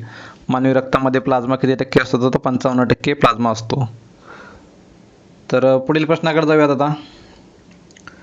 81वा प्रश्न बघूयात. एका संख्येचे 4 पंचमांश ही त्या संख्येच्या 60% पेक्षा 10ने जास्त असल्यास ती संख्या कोणती? आता इथं आपण मॅथ्स रिजनिंगचे प्रश्न सोडवताना काय केलेलं आहे त्याच ठिकाणी आपण त्यांची सोडवण्याची ट्रिक जी काय ती सांगितलेली आहे. आता बघा एका संख्येचे 4 पंचमांश, एक संख्या आपण ती x मानली, तिचे 4 पंचमांश म्हणजे काय? 4/5. ही किती आहे? ही म्हणजे कोणती? बरोबर ही त्या संख्येच्या 60%. त्या संख्येचे आपण 60% घेतले म्हणजे x गुणिले 60 भागिले 100 म्हणजे 60% झाली त्या संख्येच्या. 10ने जास्त आहे. 10ने जास्त आहे म्हणजे काय? आपण त्याला प्लस करणार, +10. ह्याला इक्वेशनला सोडून घेतलं तुम्ही तर तुम्हाला त्याची x ची किंमत मिळून जाईल 50. तर ती संख्या कोणती आहे? तर ती संख्या 50 असणार आहे. नंतर 82वा प्रश्न बघूयात. आता हे गुणोत्तर प्रमाणचा प्रश्न आहे बघा. मिश्र धातू A आणि B मध्ये तांबे आणि जस्त यांचे प्रमाण अनुक्रमे 4:3 आणि 9:5 असे आहे. हे दोन्ही मिश्र धातू समान प्रमाणात मिसळून C मिश्र धातू तयार केल्यास त्या C मिश्र धातूमधील तांबे व जस्त यांचे प्रमाण किती होईल? आता याचं उदाहरण तुम्हाला सोडून दाखवलं बघा खाली. तांबे आणि जस्ताचं प्रमाण पहिल्या सॅम्पलमध्ये किती दिलं आहे? 4:3 दिलं आहे. दुसऱ्यामध्ये किती दिलं आहे? 9:5 दिलं आहे. आपण याला यातलं तांबे जर बघितलं आपण तर 4/7 होईल आणि जस्त 3/7 करून घेतलं आपण त्याला. म्हणजेच काय? तर टोटल प्रमाण किती होणार आहे यांची? तांबे 4 आहे आणि जस्त 3 आहे म्हणजे 4 आणि 3 7. तर 7 पैकी किती भाग? चौथा भाग हा तांब्याचा आहे आणि जस्ताचा तसंच आहे. 7 पैकी तिसरा भाग हा जस्त आहे. त्याचप्रमाणे B मिश्रणामध्ये तसंच करायचं आहे. 9 5 14 म्हणजे 14 पैकी 9वा भाग जर बघितला आपण तो तांब्याचा आहे आणि जस्ताचा भाग किती आहे? तर 14 पैकी 5वा भाग जस्ताचा आहे. आता आपल्याला काय तांबे आपण बघितलं तांबे 4/7 आहे आणि इथं तांबे 9/14 आहे. म्हणजे आपण यांचा जर छेद समान करून घेतला तर आपल्याला तांबेचं प्रमाण मिळून जाईल 17/14. त्याच पद्धतीने जस्ताचं देखील 11/14. आता तांबे आणि जस्त यांचं प्रमाण जर बघितलं आपण कारण मिक्स केलं आपण एकमेकामध्ये तर तांबे आणि जस्त जर केलं आपण 17/14 भागिले 11/14 छेदाचे 14 कट होतील तर 17/11 हे त्याचं प्रमाण राहील. म्हणजेच पर्याय क्रमांक 2 इथं योग्य उत्तर ठरेल. नंतर 83वा प्रश्न बघूयात. साधा सरळ सोपा प्रश्न आहे बघा. सरळ व्याजावरती. सरळ व्याजाने 5,000 रुपयांची रक्कम 3 वर्षात 5,600 रुपये होते. 3 वर्षात किती होती 5,000ची? 5,600 होते. म्हणजेच काय तिथं तुम्हाला 600 रुपये व्याज मिळत आहे. जर व्याजदरात 3% वाढ केली तर याच मूळ रकमेचे 3 वर्षानंतर किती रुपये होतील? आता बघा, आपण सुरुवातीला किती 600 रुपये व्याज मिळाले. आपल्याला PNR भागिले 100 म्हणजेच मुद्दल गुणिले दर गुणिले आपला जो काही रेट आहे इंटरेस्टचा तो भागिले 100 या सरळ व्याजाच्या सूत्रानं काढलं तर आपल्याला एक्सची व्हॅल्यू मिळून जाईल. म्हणजे आपला जो काही रेट ऑफ इंटरेस्ट आहे तो मिळाला 4%. आता त्याने दुसऱ्या भागामध्ये काय म्हटलं, जर व्याजदरात 3%ने वाढ केली, मग सध्या 4% व्याजदर आहे, अधिक 3%ने वाढ केली तर किती 7% होईल तो. त्यानुसार जर काढून बघितलं आपण 5,000 गुणिले 3 वर्षासाठी ठेवले गुणिले 7% आपला इंटरेस्ट आहे भागिले 100 तर 1,050 एवढं तिथं व्याज मिळेल. तर याच मूळ रकमेचे 3 वर्षानंतर किती रुपये होतील? मग 1,050. आपले ते 1,050 व्याज झालं आणि आपले सुरुवातीची मुद्दल होती 5,000 तर 6,050 रुपये तिथं मिळतील 3 वर्षानंतर. त्यामुळे पर्याय क्रमांक 4 जो आहे ते इथं योग्य उत्तर ठरेल. नंतर 84वा प्रश्न बघूयात. काळ कामवेग. 10 स्त्रिया एक काम 7 दिवसात पूर्ण करतात. 10 स्त्रिया एक काम किती दिवसात? 7 दिवसात करतात. 10 मुले तेच काम 14 दिवसात पूर्ण करतात. आता त्यामुळं याच्यानुसार काय मिळणार आहे आपल्याला? 10 स्त्रिया 7 दिवसात करतात तर 5 स्त्रिया किती दिवसात करतील? 14 दिवसात करतील. कारण स्त्रियांची संख्या अर्धी झाली तर कामाचे दिवस काय दुप्पट होतील? 14 दिवस होतील. म्हणजेच 5 स्त्री बरोबर 10 मुले होतील. कारण 10 मुले किती दिवसात करतात? 14 दिवसात करतात. तर 5 स्त्रिया बरोबर 14 दिवसात करतात. तर 5 स्त्रिया बरोबर किती झाले? 10 मुले झाले. मग तर 5 स्त्रिया आणि 10 मुले तेच काम किती दिवसात पूर्ण करतील? आता 5 स्त्रिया म्हणजे 10 मुले आहे. एक तर मग 5 स्त्रिया आणि ह्या 10 मुले म्हणजेच 5 स्त्रिया होतील. तर अशा 10 स्त्रिया किती दिवसात पूर्ण करतील? ते 7 दिवसात पूर्ण करतील. त्यानुसार पर्याय क्रमांक 2 इथे योग्य उत्तर ठरेल. नंतर 85वा प्रश्न बघूयात. 2 क्रमागत विषम संख्यांच्या वर्गातील फरक 112 आहे तर त्यापैकी लहान संख्येचा वर्ग किती? 2 क्रमागत विषम संख्या बघितल्या आपण 25 आणि 27. इथं काय ऑप्शननुसार जायचं बघा. त्या वर्गातील फरक बघितला 112 आहे तर याचे बघितलं मग 729 कोणाचा वर्ग आहे? 29चा वर्ग आहे. 784 बघितलं 28चा वर्ग आहे. नंतर 900चा 300 आहे बघा वर्ग. ह्याच्या मागच्या पुढच्या जर लहान संख्येचा वर्ग जर बघितला आपण तर विषम संख्या विचारली त्यांनी. विषम संख्या तर विषम संख्येचा हा काही संबंधच राहत नाही, समसंख्या आहेत ह्या. त्यामुळे राहिले 29 आणि 25. आता लहान संख्येचा वर्ग विचारला त्यांनी. लहान संख्येचा वर्ग तर यातला जर काढला आपण 25 आणि 27 तर ते उत्तर मिळत नाही 112 आपल्याला. पण 29चा जर काढला बघा 25 आणि 27चं जर आपण कॅल्क्युलेशन केलं तर 104 उत्तर मिळते त्यांच्या वर्गातील फरकाचं. पण 29 आणि 27 जर काढलं तर 112 उत्तर बरोबर मिळेल. आणि त्यातली लहान संख्या कोणती आहे तर 729 आहे. त्यामुळे पर्याय क्रमांक 2 योग्य उत्तर ठरेल. इथं तुम्हाला पर्यायावरून जायचं आहे मित्रांनो, तेव्हाच लवकर सुटू शकतं. नंतर 86वा प्रश्न बघूयात. किंमत काढा. आता ए स्क्वेअर मायनस बी स्क्वेअर या पद्धतीचा फॉर्म्युला आहे बघा हा. ए स्क्वेअर मायनस बी स्क्वेअर ए प्लस बी ए मायनस बी.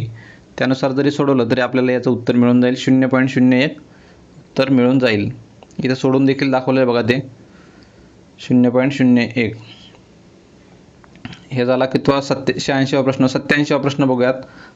खालील स्तंभालेखावरून वर्ष 1976 ते 1980 पर्यंत उत्पादन किती टक्क्यांनी कमी झाले? 76 ते 1980. 76ला बघितलं आपण 3,000 एवढं होतं. नंतर ते 1980ला झालं 500 म्हणजे 2,500 पर्यंत ते कमी झालं 2,500नी. म्हणजे 3,000वर 2,500 कमी झालं म्हणजे किती टक्के कमी झालं तर 83.33%. म्हणजेच पर्याय क्रमांक 2 इथे योग्य उत्तर मिळेल. त्यानंतर 88वा प्रश्न बघूयात. जर चौरसाची बाजू 25%ने वाढवली तर त्या चौरसाचे क्षेत्रफळ किती टक्क्यांनी वाढेल? हा देखील आयोगाचा रिपीटेड प्रश्न आहे. आयताचा किंवा चौरसाचा आयोगानं बऱ्याचदा ह्या टाईपमध्ये प्रश्न विचारलेला आहे. तर त्या चौरसाचे क्षेत्रफळ किती टक्क्यांनी वाढेल तर 56.25% वाढेल. नंतर 89वा प्रश्न बघूयात. मुंबई आणि गोवा या स्थानकामधील म्हणजे जे काही आपला distance is equal to speed into time तर त्या फॉर्म्युल्यावरती हा प्रश्न आहे बघा. मुंबई आणि गोवा या स्थानकामधील अंतर 540 किलोमीटर आहे. म्हणजे डिस्टन्स किती? 540 किलोमीटर. 2 रेल्वेगाड्या सकाळी 7:30 वाजता एकाच वेळी या दोन्ही स्थानकावरून परस्पर विरुद्ध दिशेने निघतात. विरुद्ध दिशेने निघतात म्हणजेच काय, यांची बेरजेची ॲडिशन होईल, प्लस होईल यांचे स्पीड. त्यांचे वेग अनुक्रमे 60 किलोमीटर प्रति तास आणि 75 किलोमीटर प्रति तास आहेत. तर त्या दोन्ही गाड्या एकमेकांना किती वाजता भेटतील?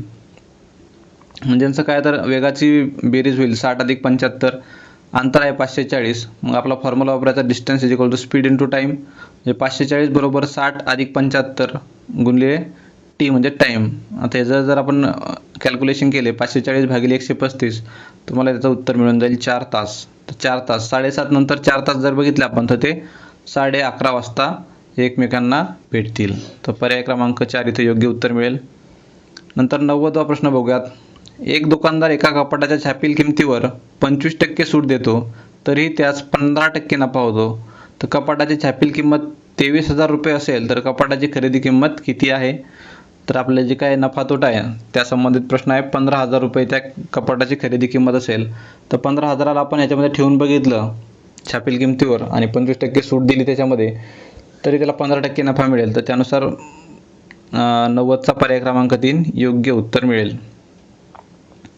आता हे दिशाबाबत प्रश्न आहे बघा. आदित्य घरापासून उत्तरेकडे चालत जातो. घर आहे त्याचं, घरापासून उत्तरेकडे चालत जातो. काही वेळानंतर तो उजवीकडे वळतो. उजवीकडे वळला. थोडे पुढे जाऊन डावीकडे वळतो. वळला डावीकडे जाऊन. शेवटी 1 किलोमीटर चालल्यानंतर तो पुन्हा डावीकडे वळतो. पुन्हा डावीकडे वळला तो. आता तो कोणत्या दिशेने चालत आहे? तो कोणत्या दिशेने चालत आहे? तो पश्चिम दिशेने चालत आहे. पश्चिम दिशेने चालत आहे. त्यामुळे पर्याय क्रमांक 4 योग्य ठरेल. नंतर 92वा प्रश्न बघूयात. राम, श्याम व जॉन यांच्या 5 वर्षापूर्वीच्या वयाची सरासरी 16 वर्षे होती. राम, श्याम व जॉन यांच्या 5 वर्षापूर्वीच्या वयाची सरासरी 16 वर्षे होती. तर 5 वर्षानंतर त्यांच्या वयाची सरासरी किती होईल? आता 5 वर्षापूर्वी त्यांच्या वयाची सरासरी दिली त्यांनी किती? 16 वर्षे होती. म्हणजे 16 गुणिले 3 जर बघितलं आपण, तिघा जणांचं दिले तर ते किती होईल? 16 त्रिक 48 आणि 5 वर्षापूर्वीचं दिलं त्यांनी. आता काय होतं, तर 5 वर्षानंतर त्यांच्या वयाची सरासरी किती होईल? आता 5 वर्षानंतर 5 वर्षाच्या अगोदरचं दिलंय आणि 5 वर्षानंतरचं विचारलं, म्हणजे 10 वर्षाचा फरक होत आहे सरळ सरळ. तर तिघांचे 10 वर्ष म्हणजे एकेकाचे 10 वर्ष म्हणजे 30 वर्ष झाले ते. तर ते किती होईल मग? 78 वर्ष होईल. तर 10 वर्षानंतर त्यांची म्हणजे इथून पुढे 5 वर्षानंतर किती होईल मग त्यांची? 78 भागिले 3 ही सरासरी होईल त्यांची 26 वर्ष. त्यामुळे पर्याय क्रमांक 3 योग्य उत्तर ठरेल. नंतर 93 बघूयात. खालीलपैकी कोणता पर्याय दिलेली अक्षरमालिका पूर्ण करतो? तर ही अक्षरमालिका आपण याच्यामध्ये ठेवून बघितली. A B A B. बघा एक ए जो आहे तो वाढत वाढत चालला. इथं 2 होते, इथं 3 होते, इथं 4 होते, इथं 5 होतील आता. त्यामुळे इथं ए येईल, इथं बी येईल. त्यानुसार पर्याय क्रमांक 4 इथं योग्य उत्तर ठरेल. 94 प्रश्न बघूयात. खालील अंकमालिका पूर्ण करा. याच्यामध्ये बघितलं आपण 2 डिजिटमध्ये 1.25चा फरक दिसत आहे बघा. 1.25 ॲड करत गेलो आपण तर ही संख्या मालिका पूर्ण होते. त्यानुसार क्वेश्चन मार्क जो आहे याच्या ठिकाणी काय येईल मग? आपला 10 हे उत्तर येईल. तर 94 मिळेल पर्याय क्रमांक 4 योग्य उत्तर. 95वा प्रश्न बघूयात. विद्यार्थी जुनी माहिती गोळा करतो, नव्या माहितीशी तुलना करतो, चुका शोधतो आणि नवीन निष्कर्ष सुचवतो. हा कोणता मानसिक प्रक्रिया प्रकार आहे? तर तो कोणता आहे? मूल्यांकन चिकित्सक विचार. जरी माहीत नसेल तरी इथं कंसामध्ये दिलं, एक्सप्लेनेशन जास्त करून दिले, त्यामुळे याच पर्यायाला घेऊन जायचं आहे. तर मूल्यांकन किंवा चिकित्सक विचार त्याला म्हणतात, म्हणजे क्रिटिकल थिंकिंग. तर 95चा आहे पर्याय क्रमांक 2 योग्य उत्तर. 96वा प्रश्न बघूयात. खालील संख्या मालिकेत प्रश्नचिन्हाच्या जागी कोणती संख्या येईल? प्रश्नचिन्हाच्या जागी कोणती संख्या येईल इथं? तर इथं बघितलं आपण +27 +29 +31 म्हणजे याच्यामध्ये ॲड करत गेलेलो आहे ते पण तसे जे काय आपले विषम संख्या आहेत त्या. तर क्वेश्चन मार्क्सच्या जागी येईल 290 ही संख्या येईल. आता खालील आकृतीत किती त्रिकोण आहेत? 97 नंबरचा प्रश्न आहे बघा. खालील आकृतीत किती त्रिकोण आहेत? तर त्याचा फॉर्म्युला आहे बघा.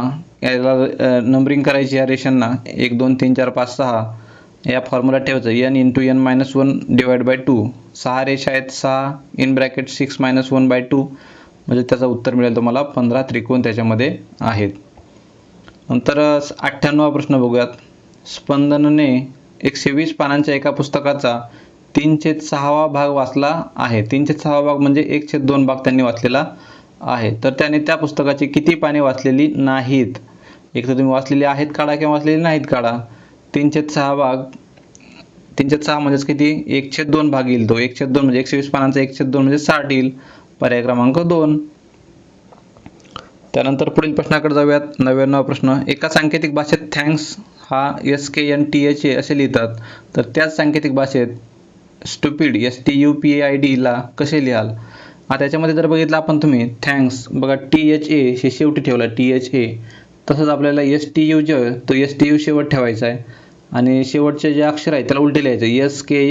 SKN सुरुवातीला घेतले तर इथं काय होणार मग DIP STU म्हणजेच पर्याय क्रमांक 2 योग्य उत्तर ठरेल. नंतर 100वा प्रश्न बघूयात. राणी आणि सुरेश एक जोडपे असून त्यांना मेधा आणि दीप्ती अशा 2 मुली आहेत. इथं काय नातेसंबंधाबाबत प्रश्न आहे बघा. दीप्तीचे लग्न अनुराग सोबत झाले आहे, जो गरिमा आणि तुषार यांचा मुलगा आहे. निधी ही अनुरागची मुलगी आहे. कोमल ही अनुरागची बहीण आहे, जिचे लग्न हर्षित सोबत झाले आहे आणि त्यांना अमल आणि प्रेम अशी 2 मुले आहेत. प्रेम हा गरिमा आणि तुषार यांचा नातू आहे. तर दीप्ती आणि कोमल यांचे नाते काय आहे? यांची तुम्ही जर नातेसंबंधाची डायग्राम ड्रॉ केली तर तुम्हाला मिळून जाईल. नणंद भाऊजाई त्या आहेत दीप्ती आणि कोमल. तर 100चं मिळेल पर्याय क्रमांक 2 योग्य उत्तर. इथं बघा तुम्हाला ती डायग्राम देखील ड्रॉ करून दिलेली आहे. तुम्ही वरचा प्रश्न जर वाचला तुम्हाला इथं समजून जाईल. कोमल आणि दीप्ती जे आहेत हे नणंद भाऊजाई आहेत. तर अशा पद्धतीने आपण इथं पूर्ण 100 प्रश्न बघितलेले आहेत. जाता जाता आपल्या जे काही आपण PYQ ॲनालिसिस आणि अप्रोच बिल्डिंग जी बॅच लॉन्च केलेली आहे त्यासाठी तुम्ही नक्कीच जॉईन व्हावं. नक्की या PYQच्या बॅचमुळे नक्की तुम्हाला अभ्यासात देखील एक प्रकारे खूप चांगला रिझल्ट तुम्हाला ह्या बॅचमुळे नक्कीच दिसून येईल. अगदी माफक दरामध्ये आपण ही बॅच उपलब्ध करून दिलेली आहे. आत्ताच तुम्ही द जीनियस अकॅडमी हे ॲप लगेच डाउनलोड करून तिथं हे कोर्स परचेस करा. तर व्हिडिओच्या शेवटपर्यंत जोडलेले राहिलात त्याबद्दल आपल्या सर्वांचा आभारी आहे. तर थांबूयात मित्रांनो इथे. तर ॲप डाउनलोड करण्यासाठी तुम्हाला खाली लिंक देखील दिलेली आहे किंवा प्ले स्टोअरला जाऊन तुम्ही द जीनियस अकॅडमी असं टाईप करा. टाईप करा सुरुवातीचं आणि हे बॅच लगेच जॉईन करा. तर थांबूयात मित्रांनो. Thank you so much.